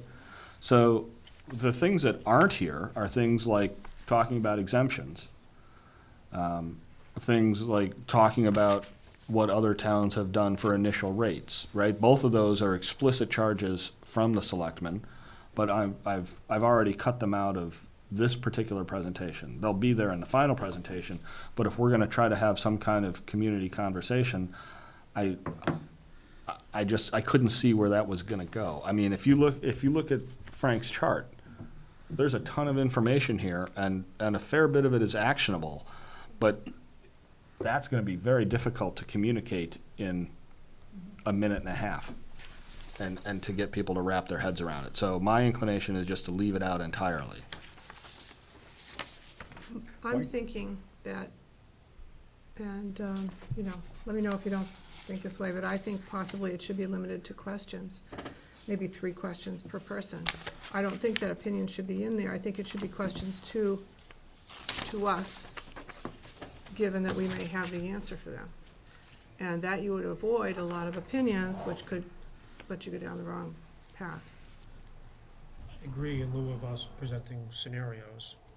Then Right. the notion of the 4-to-1, if you present that, it may be increasing awareness. It may provide a different educational opportunity for people to take the information in. Right, I think. And then you can literally ask them what they feel about that. I think something like the worksheet that Mary put together with a 10-year look back is exactly the sort of thing that we could do quickly, and it's informative and people can react to it. I think, the spreadsheet that John put together with the three kind of interconnected scenarios with a split rate, a residential exemption, and a small commercial exemption all kind of being calculated at the same time is going to be much harder. I think we can take the residential exemption portion of it and do a quick chart and show that as part of the discussion of the residential exemption. But to have a scenario generated like that, even though it's far more informative than just a set of numbers or a single graph, I I don't see how we can do that in that kind of format, in that kind of a session, unless you have other ideas about that. Mike, I like what I'm seeing here. I think this is a great start, and I think having an outline for a presentation is what you pretty much have here, maybe a little bit more than an outline. But what about a presentation where we give an outline of some of the discussion items or a little bit of educational points? I think we need to talk about the pros and cons of doing this, but maybe not even throw out charts and numbers and confuse the issue and make it so it's a lengthy presentation. Just say, hey, guys, this is what we're charged for. Just to give you a little educational background, you know, why we're here, what is classification. I think this is good stuff for especially for the residential owners who may not understand it. There needs to be some, I think, understanding of the issues at hand. But let's talk about what it is, what we're trying to do, and what are the, you know, the good, the bad, and the ugly of doing this, one way or the other. Period. I think the charts are too confusing. I'm a chart guy, I'm a graph guy, and as a layman looking at this, all I see is white. Right. And you're not gonna convince me that this means anything to me in 15 minutes. I just think going over what are the possible ways of changing the tax structure? We have three of them: the split tax rate, the residential exemption, and Yes. the commercial exemption, and to just make Right. Those are the big ones. the things clear. You've got it covered here. The important sentences, it's not a method for raising additional revenue. You can talk about the split tax rate. Under residential exemption, I think you cover that in the first three paragraphs you have here. I do think we need to, we should, and I think Bill said it well, is we should give a short-term and a long-term perspective of doing anything, keeping us the flat rate or splitting it. That's important. I can't stress that enough. And planning, fiscally responsible planning is long-term. It's not, we're gonna give everybody back. We're gonna shine money in front of somebody and give them back $100 this year. That's a silly way to present this situation. This is a long-term issue that needs to be dealt with. With planning, careful planning, and we could end up like a Leominster someday, where we have, we've made a commitment, we've stuck to the issues, we've been fiscally responsible, and now we're enjoying the next generation is enjoying a very stable. Enjoying being taxed to the limit. Yeah. Wondering where that was going. Well, that's. Hey, well, like you said, it's not easy. But It's not easy. And I think, so the catch-all there is the last page, the other shifts, exemptions, and attempt set reduction. I do think we should have something in there about the 129 development. I think we might also include the Route 40 development as well. Both of those are essentially part of what they're designed to do is to reduce the residential portion of the overall levy. I think while again, I don't think we can put that entire report in there. I think if we can find a way to distill that down to a chart or a couple of bullet points about what the expectations are, and I think that might include the expectation that it's not going to happen next week, that it's going to be several years worth of hard work to make transformations like those. it's not just gonna improve the tax base, it's gonna improve the lifestyles for this town. Whether it's retail or whatever, it's gonna make Chelmsford a better place down the road if we plan long-term. So, unless somebody has something right now, I think the charge is to go home and think about this a little bit and figure out what should be struck from this, what should be added on to it. And we can have a discussion about that next week. And then that's, I think, enough time to put together a final presentation. But if the general sense is that this is the basic structure, then I think actually we're doing okay. Am I just not seeing a small business exemption? It's on on the the back on the second behind of the page. residential exemption. Okay. Back of the second page. Oh, right, thank you. Yeah, the double-sided. And just to give credit where credit is due, A lot of these words are Frank's.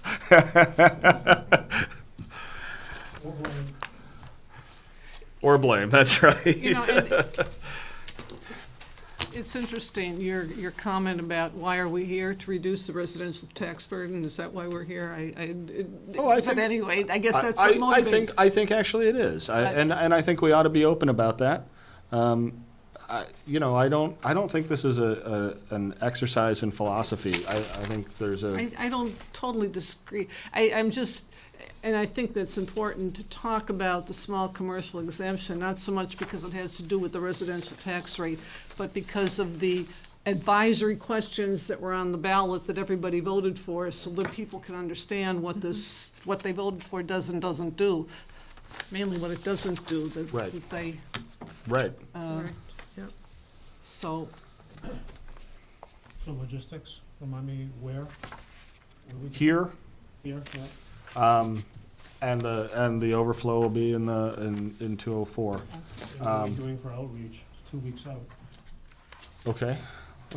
Well, let's talk about that. First of all, I'll tell you, I'm not pursuing clickers at this point. It's beyond me. I'm apparently not a digital native, and I think it's too much to try to get up to speed on in a couple of weeks. But that it is a good question about outreach. You've been doing some word of mouth, I know. Mine's not working, so good luck. Well, you never know. You never know until it happens.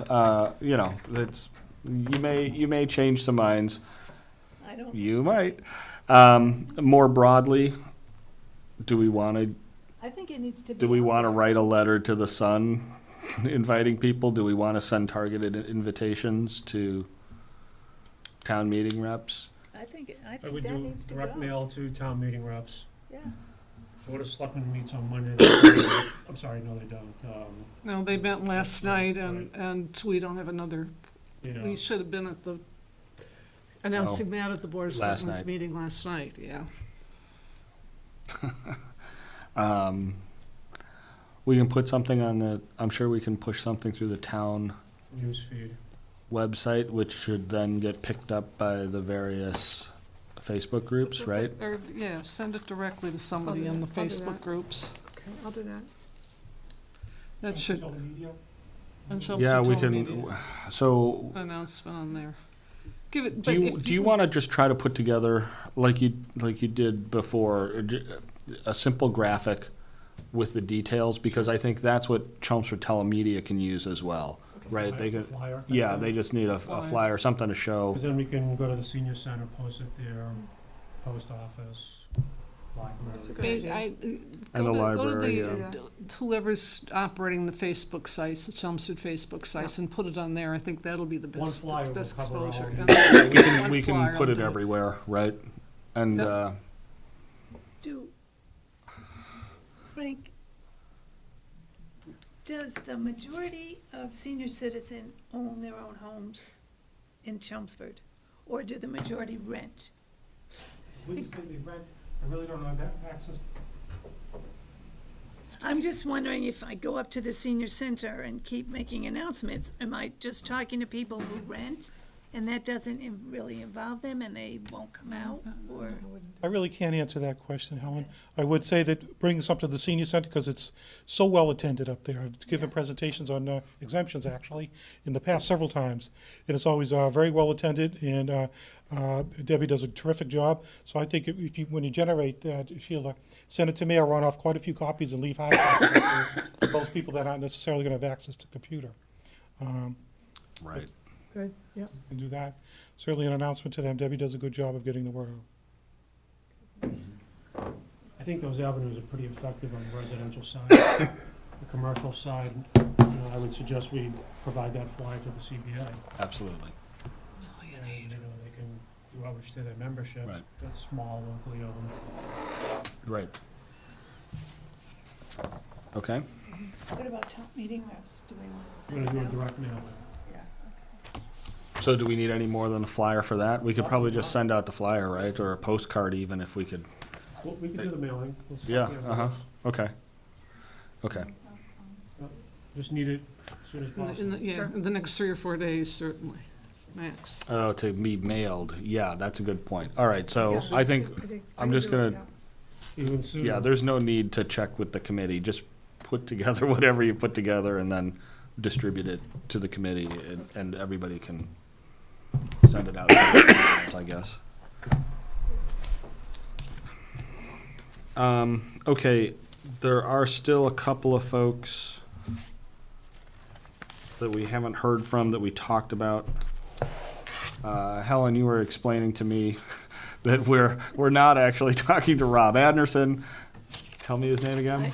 No, Cummings, Mr. Okay. Cummings out of, he's the one that worked in, let me get my notes here. Okay, Tim Cummings. okay. He's the director of economical development in Nashua.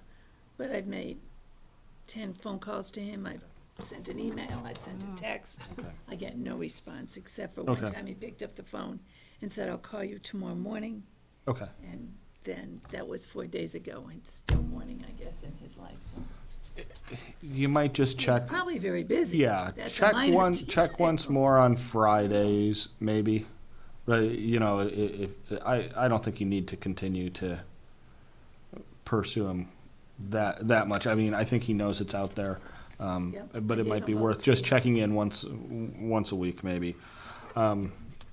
Sheila, I asked you to reach out to John Power, right? Thank you for that. And so we'll see what he has to say as well. Yes. Okay, Tim McGouty was here tonight. You to say. So that was good. I think that's it for the outstanding list of people that we had kind of been looking to hear from. So again, if something else comes up, great, let's talk about it, but I think we are kind of rounding into the writing phase as we enter September. Okay, I have one other thing. I will be away next Tuesday, so Mary is taking over. I may or may not get the chair back on the 28th.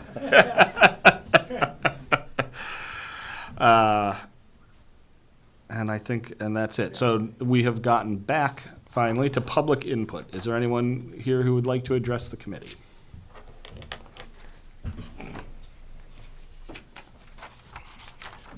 Glenn Diggs, 220 Wellman Avenue, also member of Board of Selectmen. I'm just kind of speaking for myself. I want to thank you. I thought you had a great presentation today, diverse speakers.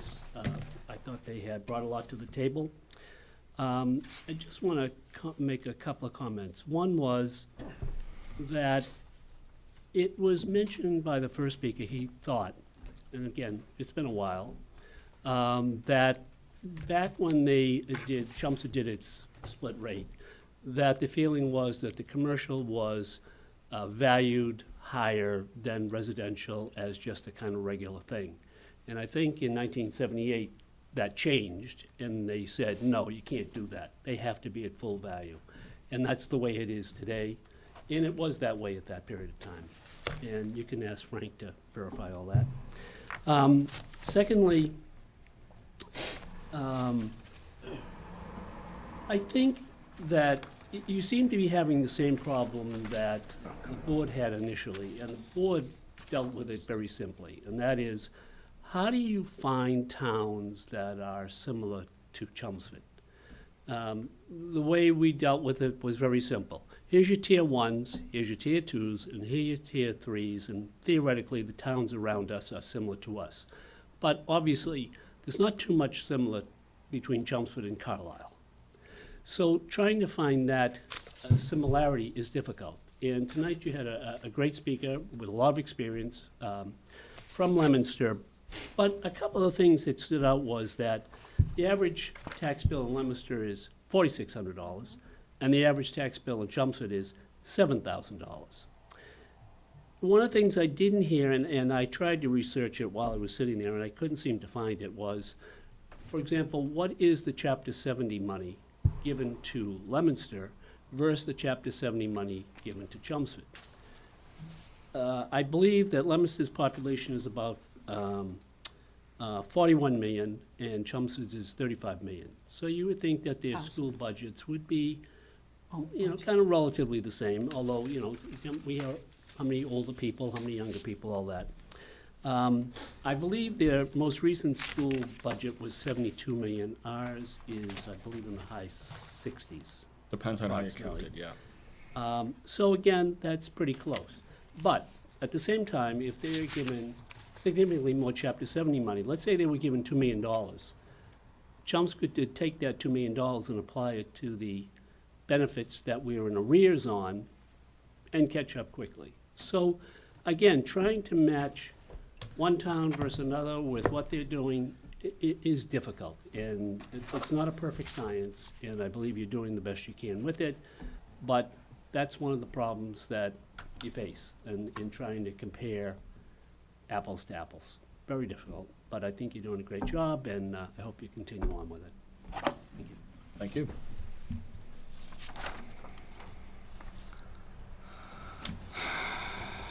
Okay, action items. Evan, you're gonna send out that presentation when you get it Yes. from Tim. Sheila, you're gonna work on the design. You're our new design person. Yeah. Everybody's gonna read the letter from the Housing Authority. If you have questions, everybody's gonna review the presentation and bring back, again, either additions or deletions for discussion next week, so we can put a final presentation together. And it does sound like we've all more or less agreed that the presentation should be 15 minutes or less. We don't want to spend a lot of time talking, but we do want to kind of set the tone and set the parameters for the rest of the meeting. Anything else on action items? Okay, that means it's time for press questions. There are no press questions. I move to adjourn. Is there a second? I'll move. All in favor? Aye. Aye. Thank you very much. Mary has a tough act to follow.